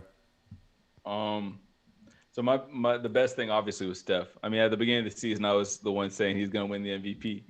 So did y'all see that clip of Flight, by the way? Yeah, where he predicted his numbers. Yeah. Yeah, man, Steph's MVP season is playing better than his MVP season is what was exciting for me this year. But will he win it? You said what? But will he win it? No, I think he'll finish probably second. I think he'll finish higher than Embiid. You're gonna hate on Embiid heavy. Watch. They should. Yeah. But the worst thing to me was just like I think that the hurriedness of the season contributed to the injuries. Yeah. I think there was injuries across the board. They said all-stars missed a total of 367 games. Ouch. Now, mind you, I'd say 70% of that was probably just the Nets. Yeah, honestly. Hold on. Yeah, I was about to say because LeBron missed 27 games this season, and AD missed like 30 something. I think he missed like 32.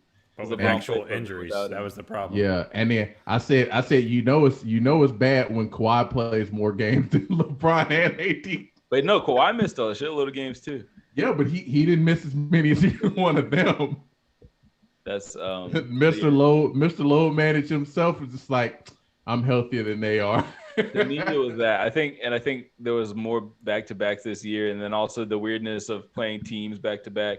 A lot of that contributed to sort of a weird season to me. That kind of screwed us, especially real with quick the Knicks. though. Like, do you because I Also, obviously, so any NBA season, towards the end of the season, you always get that compelling basketball to where, like, if it's close in the conference, some teams play till the last game, and a lot don't. I think it was pretty much the same this year. I don't think necessarily this play-in enhanced the final weeks of anything, because even in an 82 season, we probably would have been tied near New York and Miami and Boston anyway. Maybe the fact that the season was It's shorter. the bottom. You know, You get those teams at the bottom now. but we saw what happened when they got a chance. Yeah, but at the same time, you still get competitive games. Like, you're not going to see it's the middle to bottom, right? honestly. Yeah, because you don't want to be in the playoff. Exactly. You don't want to be in the play-in. But I'm saying, how's that different than a regular season? I just don't get it. Because once you're locked into like 5 to 7, like once you're locked in, man, those teams. It's like we know we can't do worse than that. So the fact that they added a play-in, so once if we make 7 seed, then we're gonna have to play in these extra play-in games. So it's like we don't want to have to play any more games than what we have to play. So from we 9 to 12. You saying so? It extends the competitiveness Like to like 6 12. to 12, honestly. Okay. Yeah. Well, honestly, to be honest with you, I think 5 even as more than well. that. Even more than that, because like I said, in the Western Conference, the Lakers, the Mavericks, and Portland all finished at like 42 and 30. And it only came down to the regular season performances and tiebreakers as to how that unfolded. So the Lakers wound up getting the 7th seed, despite the fact that they had the same record as Dallas and Portland. Also with the Hawks. We finished with the same record as the Knicks. But I'm saying that would have been the same in any season. And Miami. We don't have to go much further on it, but I'm just of the opinion that we didn't necessarily get any more like great games than we would have got. You're also Mr. Cynic. I'm not a cynic. You're a cynic.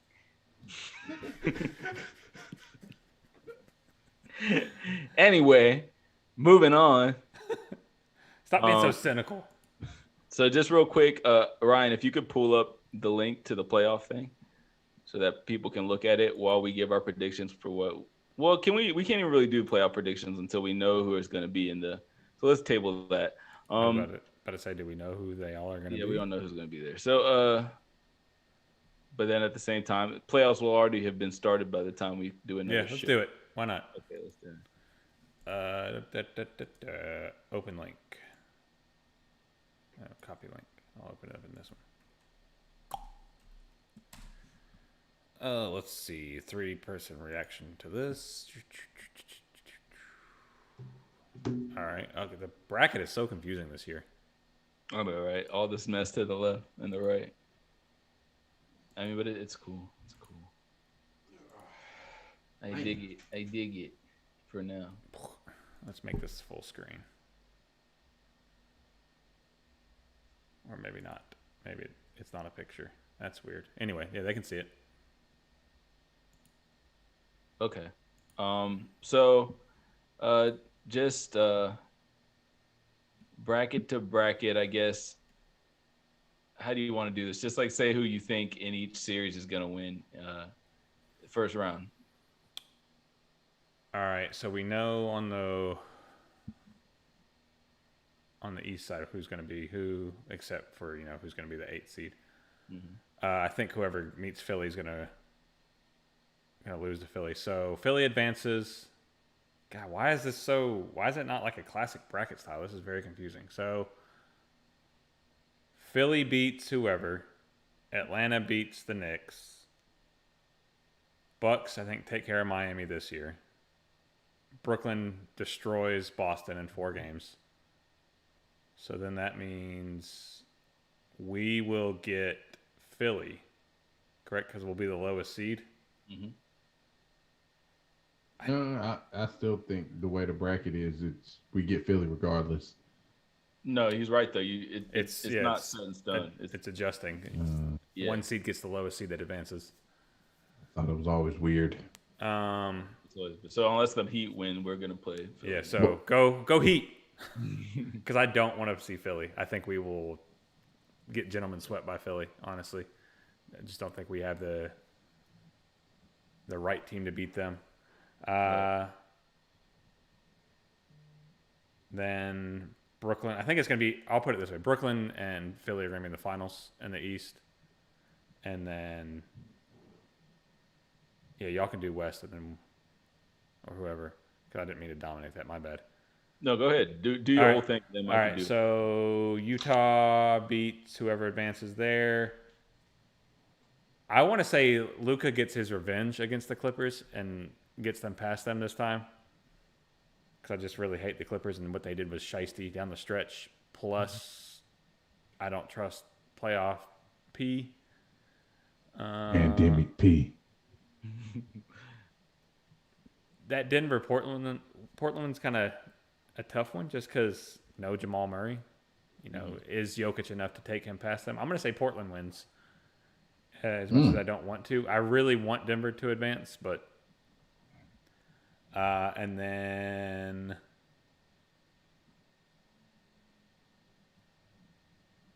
the Lakers will be against Phoenix. Lakers beat Phoenix. Then Lakers beat Portland. No, yeah, Lakers beat Portland. No, Lakers will play the Jazz. God, this is confusing as hell. So the Lakers beat Utah. I think Utah's a fake. No. So you think Lakers are going to lose to Golden State tonight? No, he said he thinks they're going to beat Golden State tonight. Yeah. So they'd be the 7th seed. They play Suns. He said they'd beat the Suns, and then they'd have to play Utah. Yeah. So then. Oh, you said Utah advanced. They're going to beat the Warriors. Yeah. Okay. Oh, yeah, that's right. Because if Golden State loses, they still can play the winner of the 9-10 game. That's right. Mm-hmm. No, I think no. Utah beats them. Golden State is too much of a one-man team right now. Utah wins. Lakers beat Utah. Dallas loses. No, Dallas beats Portland. Lakers beat Portland. I don't like that Portland pick anymore, but I'll live with it. And it'll be Lakers versus Brooklyn in the finals. That took a while. That was confusing. I hate this bracket. All right. So I'll go. I'll take Sixers over. Whoever the 8 seed is, I'm taking Sixers. It looks like Indiana. Yeah. I take us over the Knicks. I take Miami over the Bucks. Then I'll take the Nets over Boston. So I take Sixers over the Heat. I take Brooklyn over us. So that makes Sixers Nets Eastern Conference Finals. I say the Nets win that. In the West, I think Jazz play the Lakers first. The Lakers beat the Jazz. Clippers beat the Mavs. I got Denver beating Portland and the Suns putting out Golden State. Which is tough. So you think the Lakers are going to lose to Golden State tonight? Yes, I think in one game against Steph Curry, it can be a disaster. In a 7-game series, I don't think Golden State has a shot against them, but in a 1 game, I think the Golden State very much got a shot against them.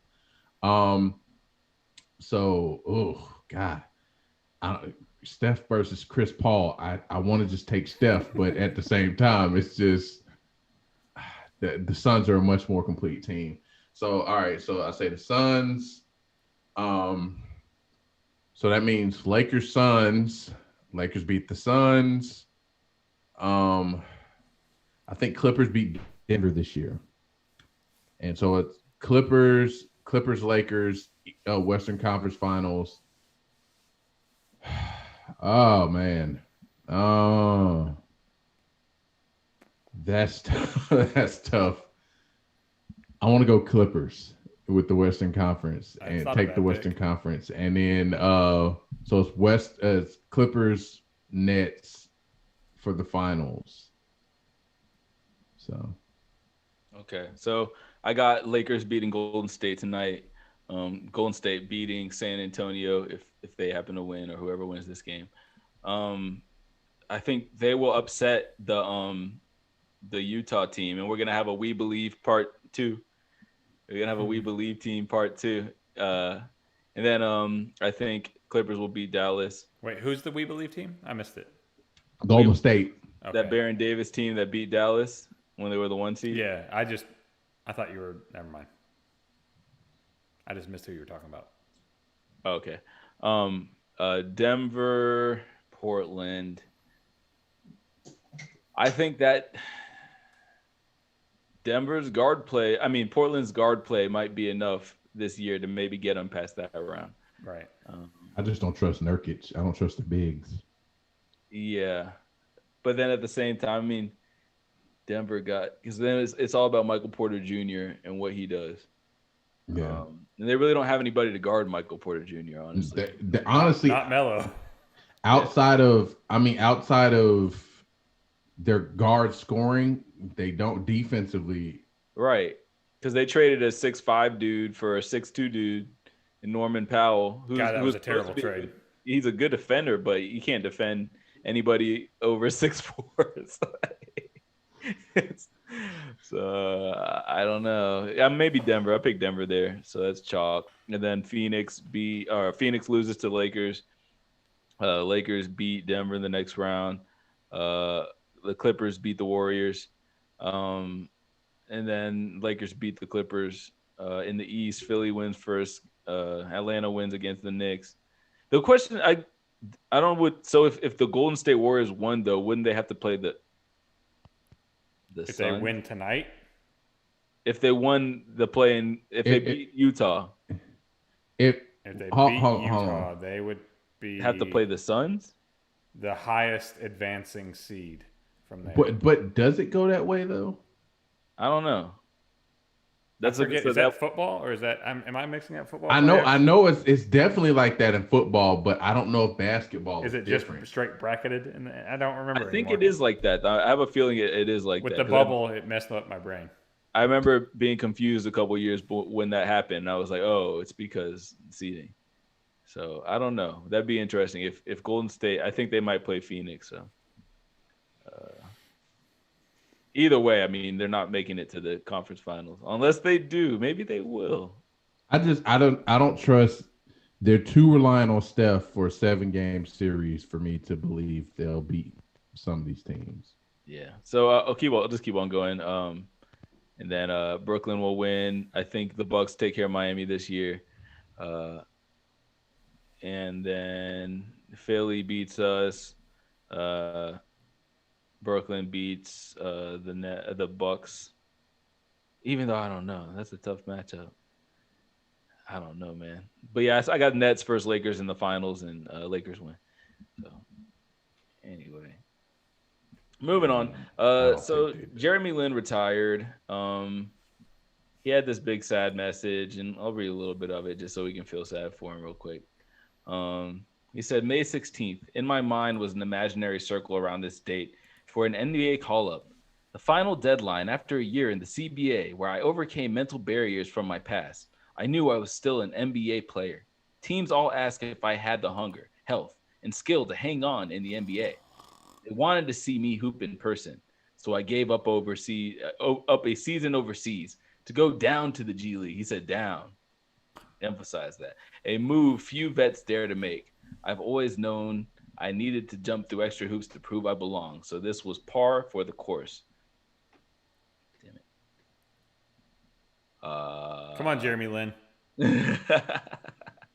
He took me to things. So blah, blah, blah. Keep on going. For months, I saw others get contracts, chances, opportunities. I told myself, I just need one 10-day contract, one chance to get back on the floor, and I blow it out the water. After all of that, that's how my entire career started, off one chance to prove myself. For reasons I'll never fully know, the chance never materialized, but I proved I'm better than ever as an NBA player.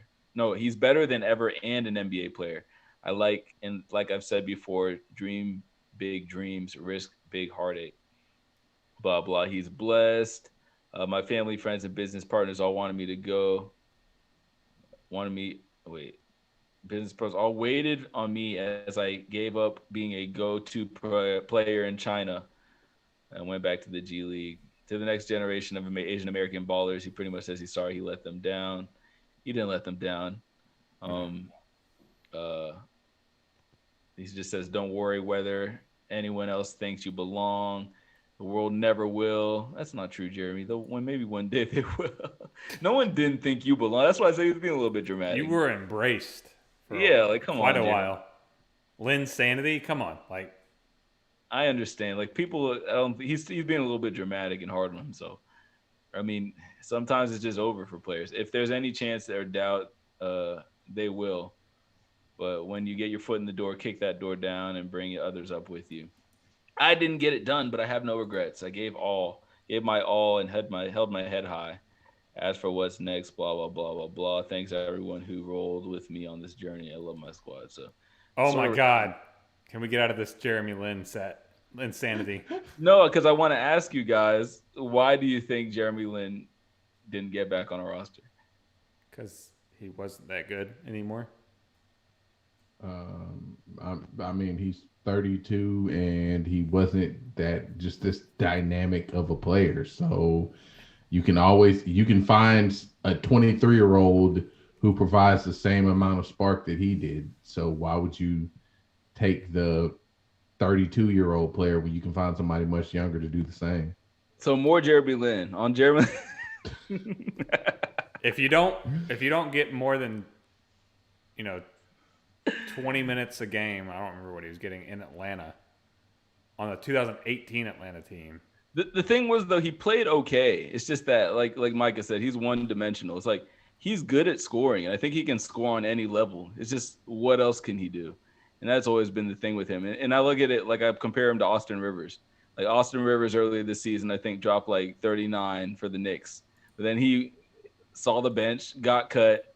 Now he's on Denver, but it's like sometimes players are just one-dimensional, and people, like you said, age was a factor.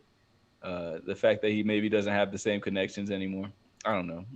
But since y'all hating on Jeremy Lin, we'll move on. It's not hate. It's not hating on him. Just Hey, God, man. Hey, dude. Hey, use that Harvard degree and maybe become a writer. Put that towards something else. All that energy towards something else, because basketball might not be the best thing for you right now. Jeremy Lin against the world, man. All right, so last week, Jaw said he was the best point guard in the league, and there's also down this close, or not the best. He said he's top 5. Say and then psych. down this Say stretch, psych right now. psych. And then down this stretch, Westbrook was also, there was whispers about him being a top 5 point guard again with all his triple doubles. So real quick, just to see if Ja and Westbrook are top 5 point guards, I want to hear who are y'all's top 5 active point guards right now. Mike, you can go first. All right. This is not going to be in order because I'm just throwing these names out there. Yeah, just count I say Steph. So Steph. Who was I thinking number 2?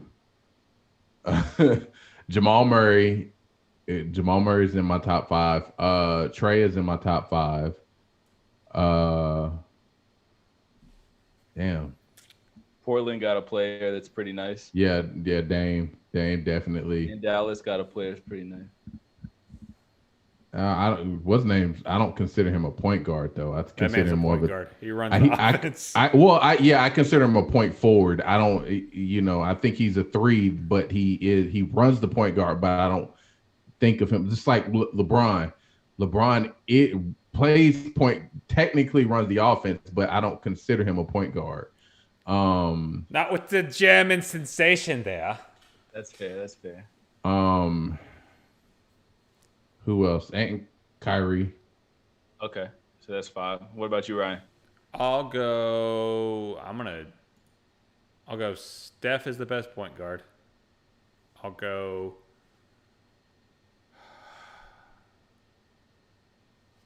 It's tough. Just trying to think of all the teams and all the point guards. I've got who I want in there. I'm not gonna go based on statistics here. Chris Paul's number 2. Because I mean, look what he did with Phoenix, man. Like, you go from a team that didn't make it to a team that is fighting for the number 1 seed in the West. So Dame was kind of disappointing on the stretch this year. I'll still give Dame 3, Luka 4, Kyrie 5 over Trey right now. As bad as much as I don't want to give Kyrie his respect, he balled the fuck out this season. Well, that's Micah, you've had your chance. Right, I'm just saying, like, Kyrie. Chris Paul, you tried to say something. We got 1,000 reasons to hate on Kyrie, but you can't deny the dude is a baller. He is only one dimension. So I'll do it like this. Mine's pretty much the same as Ryan's. I got Steph, and I'll put Dame 2 actually. Then I got Chris Paul. Then I got I'll say I was almost on the same kind of thing that Micah was saying, that Luka's not necessarily a point guard, but he is. So I'm gonna go Luka, and then I'm gonna go Trey, just because Kyrie is like a shooting guard. Like, Yeah. James Harden, when James Harden was healthy, he was the point guard of that team. Go ahead. Go finish. I'm just saying, when he was the point guard of that team, like, he was the one running the sets, running the offense, and Kyrie played his natural position, which is shooting guard. So just because of that, I mean, we're picking straws here, but I definitely think Trey is a top 5 point guard. But it's close. It's close with him. And Kyrie.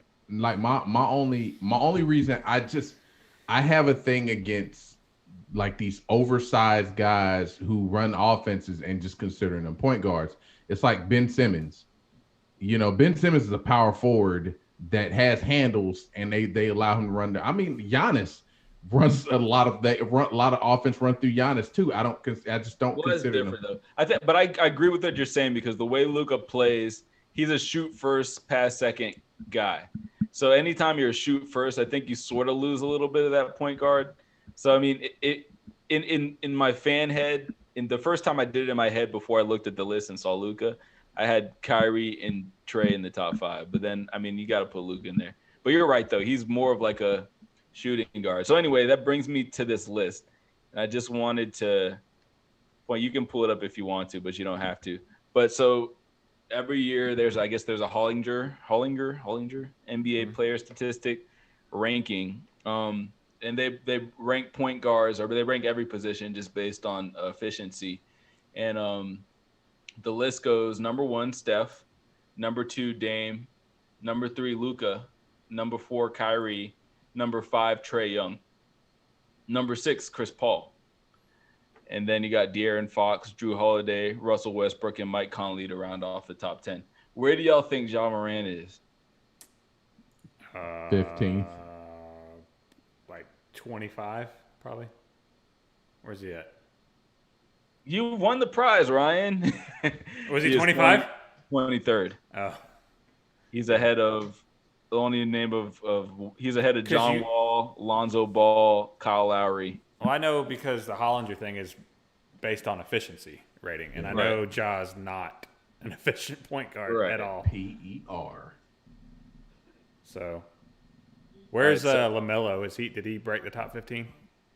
LaMelo is 18. 18. That's still behind Colin Sexton's 14. Jamal Murray was 13. D Rose was 11. And I was also, and just for as we transition into this Hawk segment, I went back a couple years and just looked like, oh shit, Trae Young was also a top 5 point guard last year. Was he really? Yeah, and then I went back to his rookie year. This one took a long time to load last time too, and it's doing it again. Luka was actually the number one. Well, and this dead air time, you can fill it with Jeremy Lin facts. Okay, so Jeremy Lin. I had actually prepared like at least an hour of content around Jeremy Lin, but y'all weren't feeling it. No, anyway, so you could do your own separate episode just on Jeremy Lin. playing. Trae Young was 16 in his rookie year. Still pretty good. Yeah. Luka was number 9 his rookie year. So moving on, what we've all been waiting to talk about, and this is a good time for me to look at that time and see that it is 1:59:13. The Hawks.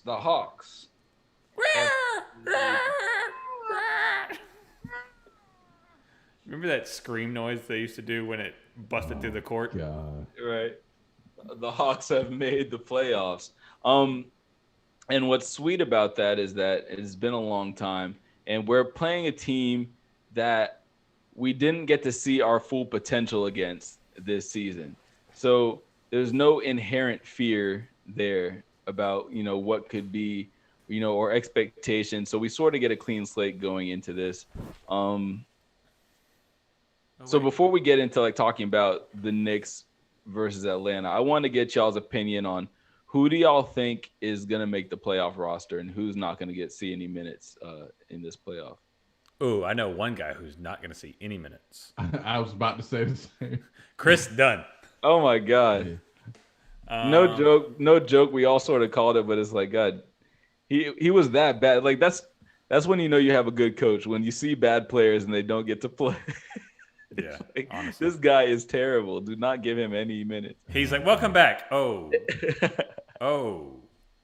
never mind. Go away. Yeah, who do you think?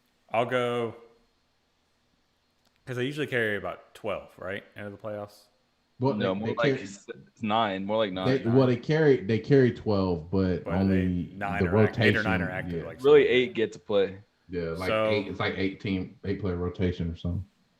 Unless you're Tibbs, then it's 7. Yeah, Trey, Bogey, Hunt. Well, we'll go Herter since he's technically starting right now. JC, Capella, and then Lou Will. Probably Tony Snell for defense and shooting. Hunter, Danilo, and it's got to be Onyeka. Did you say Herter already? Yeah, because he was my starting 3 over. Okay, so yeah, that's it. Yeah. Well, no, there's might be one more guy that we carry. Solomon Hill's not getting minutes. Solo might get some breather getting minutes. He might. Because I think they started showing that when they started scaling him back. Yeah. During the last couple. Yeah. weeks. Well, Solo got a lot of minutes between Danilo being hurt and Hunter being hurt and all that. He was. Oh, was you just a forgot filler. Okongwu. You don't think Okongwu? Yeah, No, he I said said that that's was, my last guy. that was the last one he said. Okay. Yeah, he actually balled out the last game of the regular season. I love seeing that. Yeah. What do you think, Micah? Honestly, I say the same lineup that Ryan got. The players who don't play: Bruno Fernando, Chris Dunn, and Nathan Knight. Yeah, he's not gonna make that. He's not. He might be a reserve player, but he's not. Yeah, they're still available for blowouts, but yeah, but we know Bruno Fernando and Chris Dunn are not making that roster. Yeah, I think those two plus Nathan Knight are pretty much guaranteed, especially once Onyeka started to play well. Mm-hmm. And Skyler, he's gone. Yeah. I agree. Skyler's got a shot for next year, though. I'll give him that. I think Tony Snell's going to get more minutes than Solomon, and we probably won't see Solomon until like how the Heat used him last year, unless it's like a victory cigar. Or we need a body to foul. Go out there. Right, that's what give us some fouls. Dive at his leg. The last time we saw Solo was that when they put him in for defense, and then they made him shoot those free throws to close that game.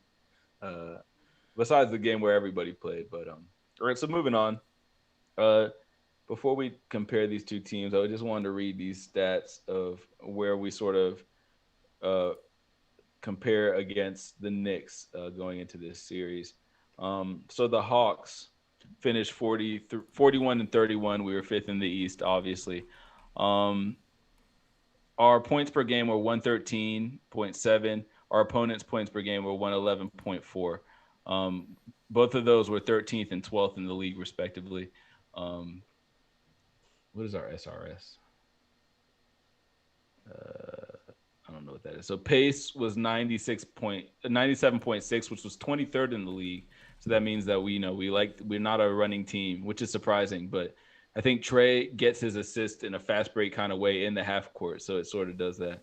Our offensive rating is 115.7, which was 8th in the league. Defensive rating 113.3, 21st in the league. So that's a little concerning. The net rating was plus 2.4, 10th in the league. So that's a good sign to have a positive plus minus. Over here to the Knicks. Hold on. Do you want to hear what SRS is real quick? Yeah.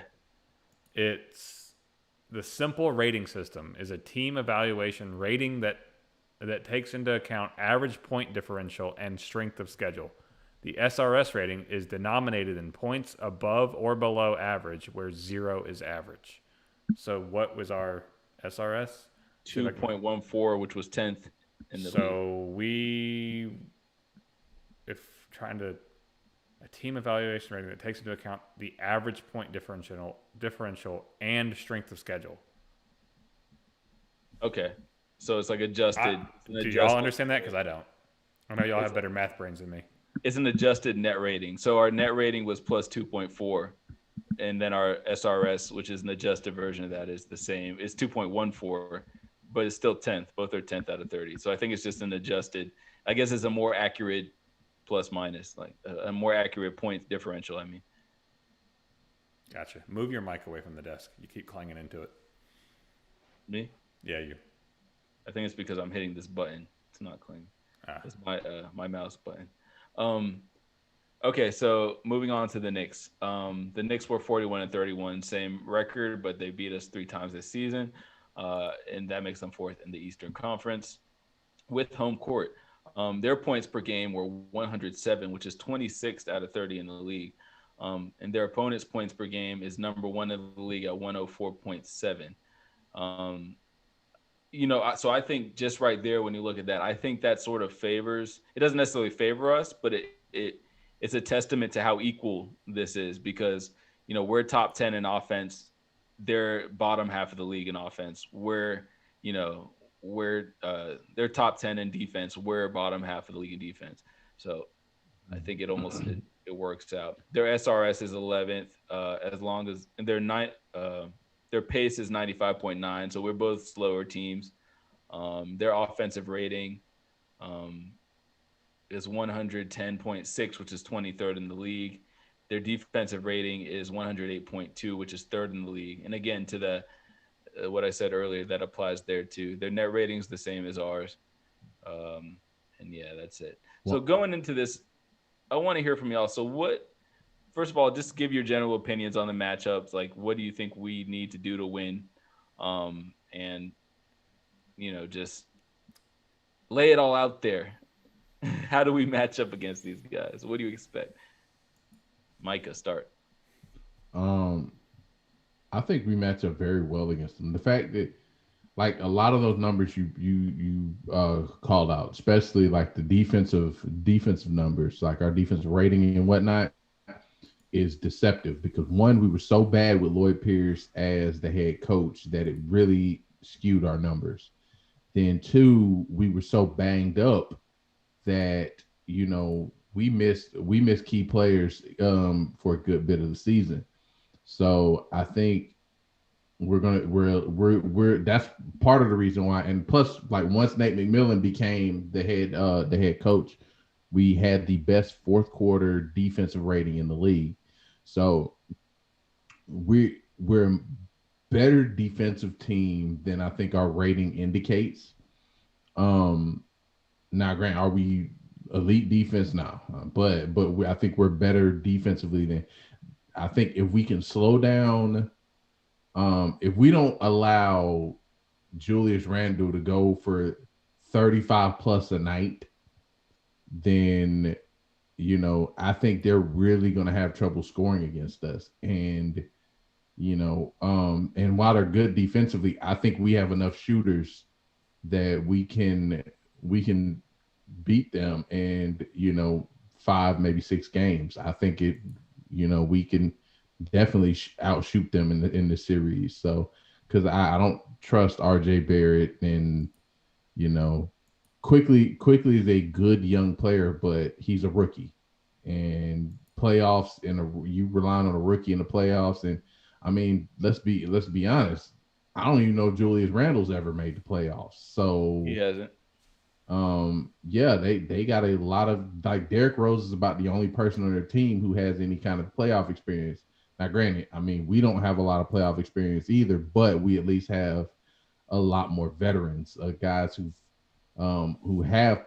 just played, who have more experience than their team. Real quick. So our opponent 3-point percentage is 3rd in the league. The Knicks are number 1. So we're really good at contesting 3-point shots. But keep going. A lot of length. Mm-hmm. Yeah, but I just, like, I think we can outshoot them. And like I said, as long as we don't allow Julius Randle to go off for 30, 35 plus like he did against us in the regular season, and I think we legitimately can beat them 5 or 6 games. One more thing, we're also top 5 in free throw percentage. They are middle of the pack in free throw percentage. Mm-hmm. That's huge in the playoffs, because we did a good job of managing when our bigs were in the game down the stretch and in clutch. Capella was quick to get yanked at the game when it was like it might come down to free throws. So speaking of Capella, though, I think he's going to be the difference in this series because, one, big congratulations to Capella on winning the actual rebound title this year. I can't remember that happening since the days of like Dikembe and maybe Ratliff might have done it once. Yeah. But maybe. Yeah, I don't remember if he did. I know he was up there for blocks, but Capella, it's a shame that Capella is not getting more Defensive Player of the Year recognition, because if you look at his stats, he's better than Rudy Gobert in just about all the important defensive stats. Minus blocks, but I mean, it's not far though. Yeah, well, it's 2.8 versus 2.1. Yeah, so 0.7 blocks. 3 to 2. Yeah. So Dikembe won it twice. Once the year in 99-2000 season, in the lockout year, I think that was, and then in the 2000 year when he got traded to Philly. Gotcha. So I think we're actually going to win the series 4-2. It might go 4-3, just because there are some, there'll be a game that Randle gets his, and his supporting cast does what they're supposed to. But I think what we're going to do and what we're going to see a lot more of is you're going to see Capella on Randle in the paint. Unless they don't, or unless they do pick and roll the switch down there. I don't see they don't shoot well enough from the outside for me for them to really outshoot us. I mean, we are so deep at shooting, and I think we can force them to get into an uncomfortable game for them, whereas they're trying to hit threes and do those type of things that aren't in their repertoire. They're an okay assist team too as well. I think they're towards the bottom of the league if I remember right. I think they're in the bottom third, maybe even the bottom in the assists per game on their team. I think they're lower in the league. Total, they're 29th. Yeah, so they play a lot of one-on-one basketball, and we are a very good defensive team, especially when it comes down to the fourth quarter, like Micah mentioned. We are 19th just for total assists. So, I mean, and that's compensating for, again, the one-on-one hero ball that we played for 30 games of the season. Right. So all our numbers are sort of skewed. Michael was right. We're 26-11 and 16-2 at home since we got Nate McMillan. I mean, we're a top 3 seed. Mm-hmm. Honestly, we are a very scary 5 seed for anybody. Only problem is we didn't play well on the road all year, so we might go into New York and lay an egg a couple times. But I think we win 4-2. I think the secret to it is make the Knicks beat you outside of Randle. Double Randle when he gets the ball. Make him become a passer and a facilitator, which he is not. So let's see, couple more stuff. So turnovers are about equal. They're percentage wise, they're actually number 3 in the league for 3-point shooting. We are number 12 for 3-point shooting. But what's the volume? Like, it's got to be drastically different. Attempts. So for attempts, we are 19th in the league. For attempts, they're at 27th. So they don't take a lot of threes. Yeah. Here's another thing. I just, Tibbs, Tom Thibodeau is a very good coach, but he suffers from the same thing that I often talk about. Coach Bud suffers from. Amazing defensive coach, but offensively, the scheme can be, kind of questionable. Basic, yeah, questionable. He doesn't make a lot of offensive adjustments. So, last bit. Do you really think Nerlens Noel or Taj Gibson is going to keep Capella off the offensive boards? No. And that's one more thing I did want to look at. So I want to go down here to just the players. So attempts per game. And I want to look what I want to point out. I think I sort of pointed this out already. So Julius Randle is leading his team with 18.6 attempts per game on 45% from the field. But the second is – so they only have 2 people – wait, no. Okay, so it goes R.J. Barrett at 14 shots per game, and Derrick Rose at 12, Alec Burks at 10. I don't think R.J. Barrett's going to be taking 14 shots a game. I don't know. Because he didn't He might have to. He might have to, but it's like, how comfortable is he going to be doing that when he didn't really do that down the stretch of the season? Early on, like I think he averaged a good amount of points, but let's see what he averaged. He averaged 17.6 points per game. But that's indicative of a player who did really good for the first half of the season, and then later on he was not as much of an option. It just became all Julius Randle. He might Russell Westbrook it. I just thought about this. And especially because he became hot down the stretch, Onyeka might be our key to stopping Randle. Yeah. Honestly. Throwing him at him, throwing 2 towers at the He's tall enough and he's quick enough. And DeAndre guarded him in that first game, and he's the only guy who held Julius under 40 points this season. So he held him to 28. Yeah, so, those two especially come off the bench, man. We have such versatility. It's just exciting. Hopefully. And just for contrast, let me see. So they have 4 guys who average over 10 shots a game. The other 2 being Derrick Rose and Alec Burks. And what's your prediction on this series? And then look at us. We have 1, 2. Well, can't Cam Reddish, but we have 1, 2, 3, 4, 5, 6 guys. And then Danilo Gallinari is pretty much at 10 too. So we have 7 guys averaging 10 plus per game in this, So I like you. I agree. I think that we're going to win 4-2. I think Derrick Rose is good enough to win in 1 game. And I think Julius Randle is good enough to win in 1 game. And they'll do it apart. We have to take the first one in New York, though. We don't necessarily have to. I'm just afraid of our psyche if we lose that first one. We're young. Nate McMillan is used to losing a lot, so they're not going to get shook. Don't worry, guys. I've been here before. I know how this feels to lose in the playoffs. Wait, no, Michael, that's not what I meant to say. Right, your serious prediction. I said we win in 5 or 6, so I say 4-2 or 4-1. Okay. So, that's gonna do it for the layup, aka the finger roll, aka Jelly Time, aka points in the paint, and go Hawks, man. Tune in. I mean, I know it's hard to tune in and watch this team, but we might go live for it or something, or we're gonna be involved in this. So, I mean, playoff basketball is a lot easier to watch because it's not limited. So yeah, everybody out there, make sure you're supporting the Hawks. And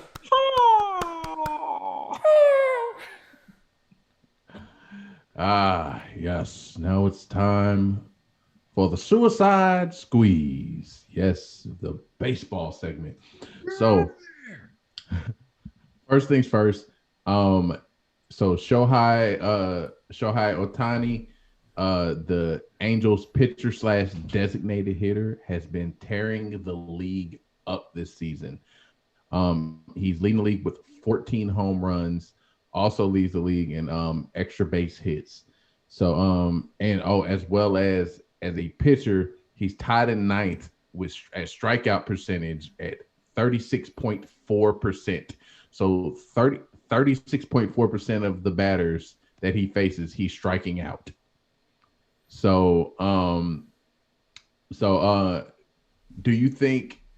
So I got to ask you guys a question. Do you think that his success might encourage teams to look for more what's it? I don't want to say two-way players, but dual threat players. 5 tool players. Wait. Yeah, 5.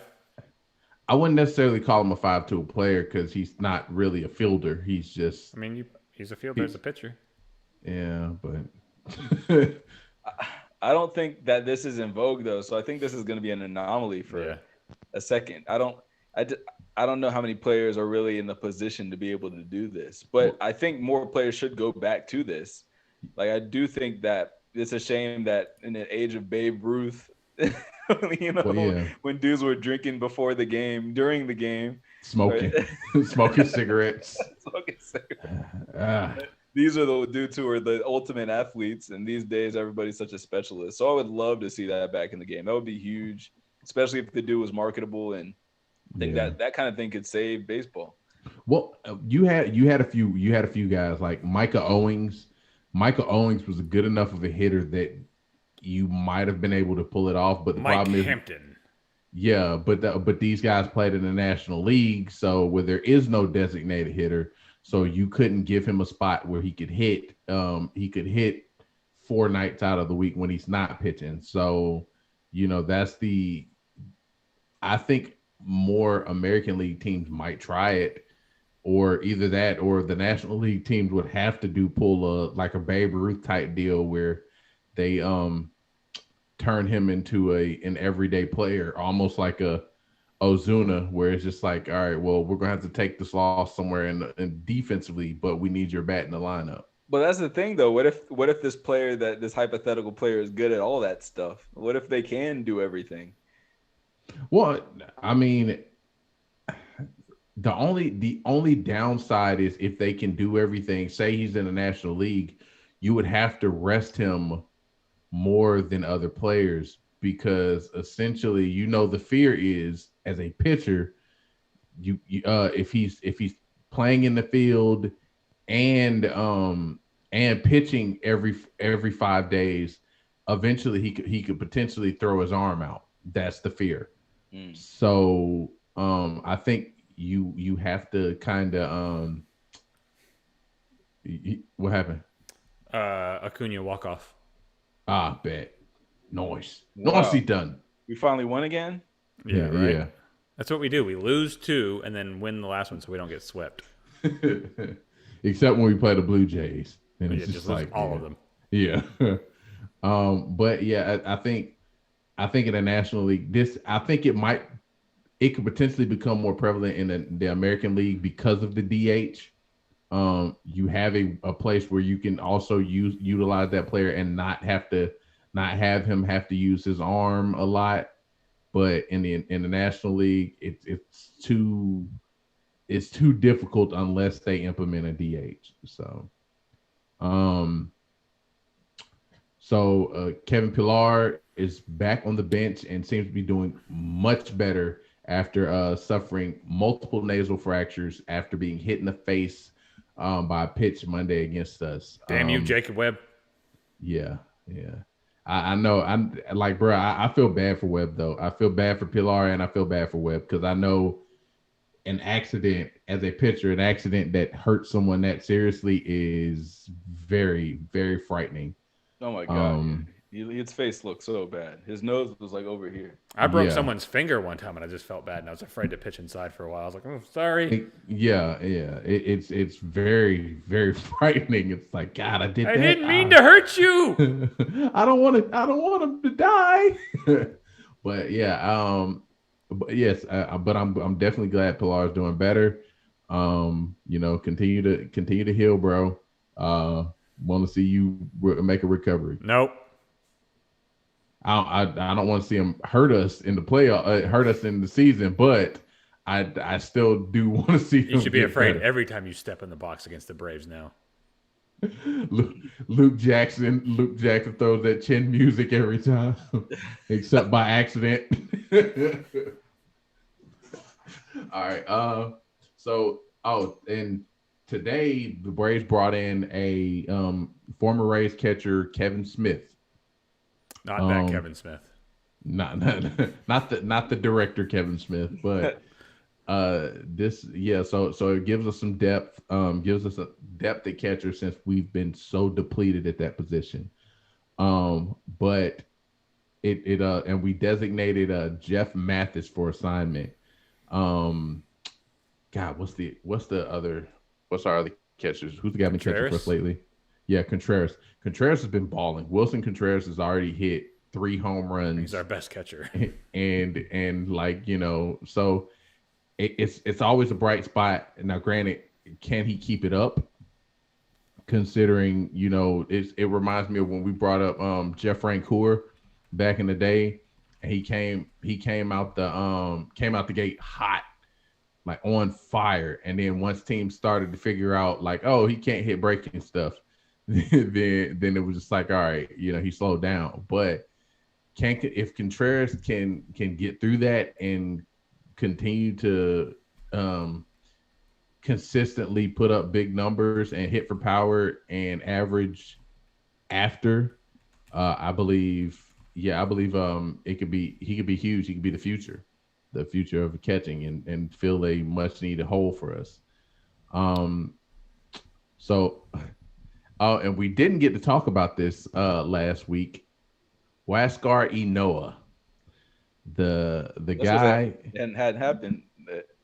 Even I think it was after last Tuesday too, wasn't it? It was like 3 days ago, I think. Yeah. We didn't get to talk about it still though. But he put on the 60-day DL after fracturing his hand punching a bench. God, it's so stupid. Now, granted, I mean, I get frustrated. You get frustrated as a pitcher, but you got to protect your hands, man. That'd be funny if you segue that in. So, what's the dumbest way you've ever broken something? Bro, that matter of fact, that could be the lightning round question. That could be what? The dumbest injury you've ever suffered? Oh my God! Or Ooh. what's the dumbest injury you've ever you can recall a professional player? Ooh. Oh man. There's a couple.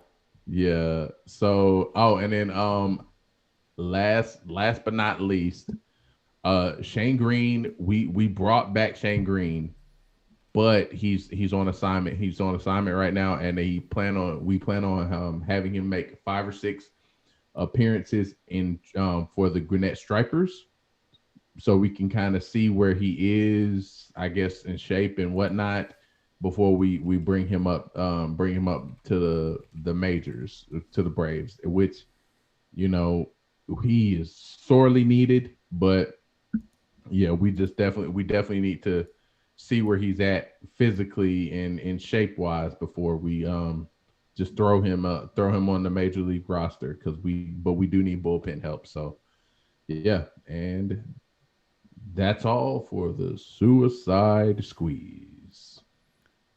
Yay. We got a couple options for lightning round questions, it seems like, but I like that injury one. Y'all want to do that one? Or do you want to do, so Bryce gave us one, is it harder to win the NBA Finals or the Super Bowl? I feel like that's pretty obvious. That's an easy one. Yeah. I have one. It's like one of those questions they put on there. It's like, you can only pick 2 pills. Which would you pick? or Micah's what's the funniest injury that you can recall in sports or? Oh man, I got so many.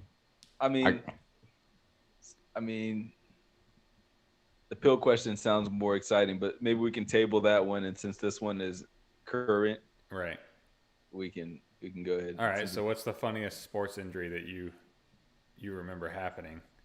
I'm gonna go with mine first, and I don't know if y'all remember this, but it was when I think he was with the Giants at the time. He still might have been an Astros player, but Hunter Pence walked through a glass door. Yeah.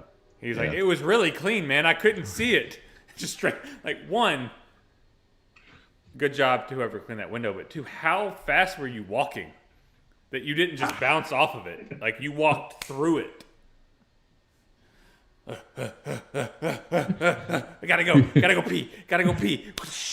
My man was power walking. He had the hips and stuff going. Bruh, he had the Mac Jones walk going.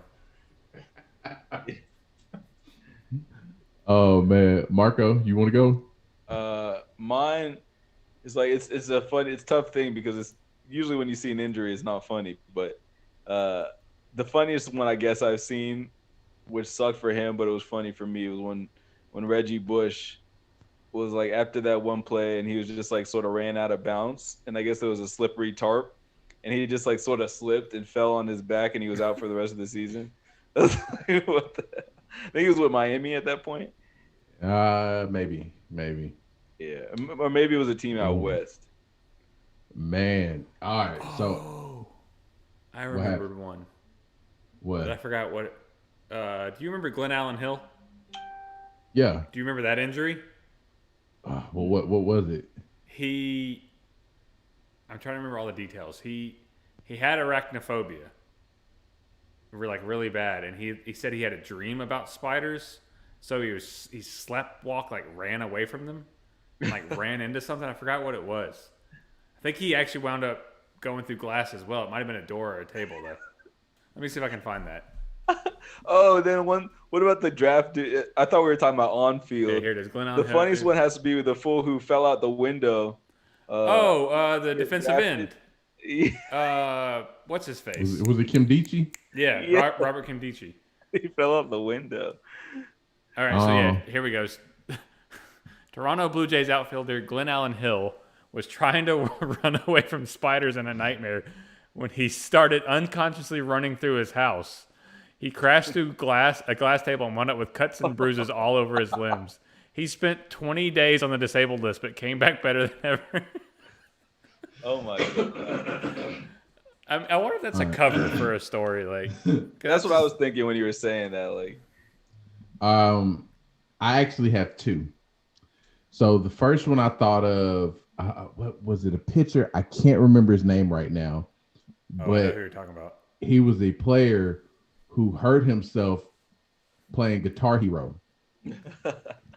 Who was that? That was a Diamondbacks pitcher, wasn't it? I want to say, yeah. God, he tore his rotator cuff. How intensely were you playing Guitar Hero? Joel Zumaya. That you tore your rotator cuff. See, that sounds like a cover story too. That sounds like a cover story. And then the other one, Gus Frerotte. That's the one that jumped into my head too. Gus Frerotte, after scoring a touchdown, he headbutts the field goal post and gives himself a concussion. That right there.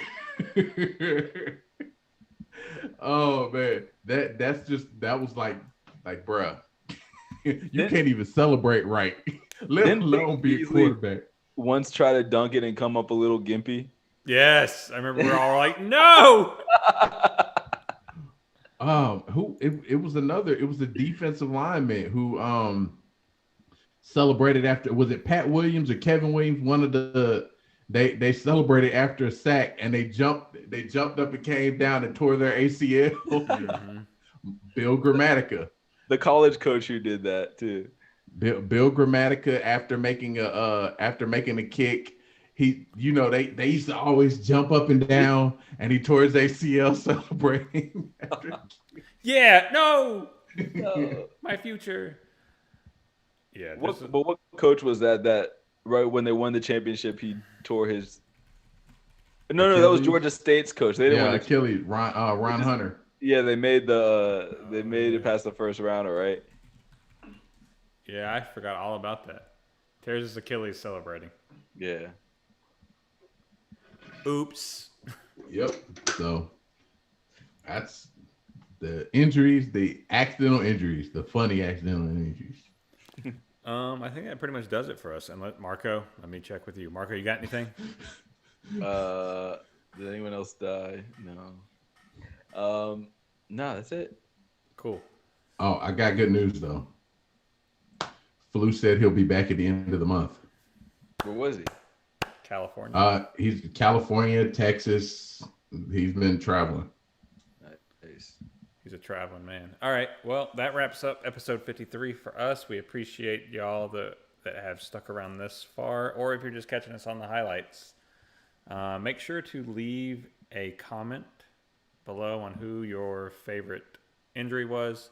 And also let us know who your Hawks prediction was as well. We'll put that in the info on that. But yeah. Who your favorite injury was. Who was your favorite? Bryce is going to love that one. I love when players get hurt. Every time I talk to Bryce, he's like, this guy's going to get hurt. I'm like, God, stop. Stop it. Right. That's like me calling players trash. Like, you think they're going to get hurt. But yeah, that pretty much does it for us. We will get out of here. We'll be back next week. And we appreciate you guys.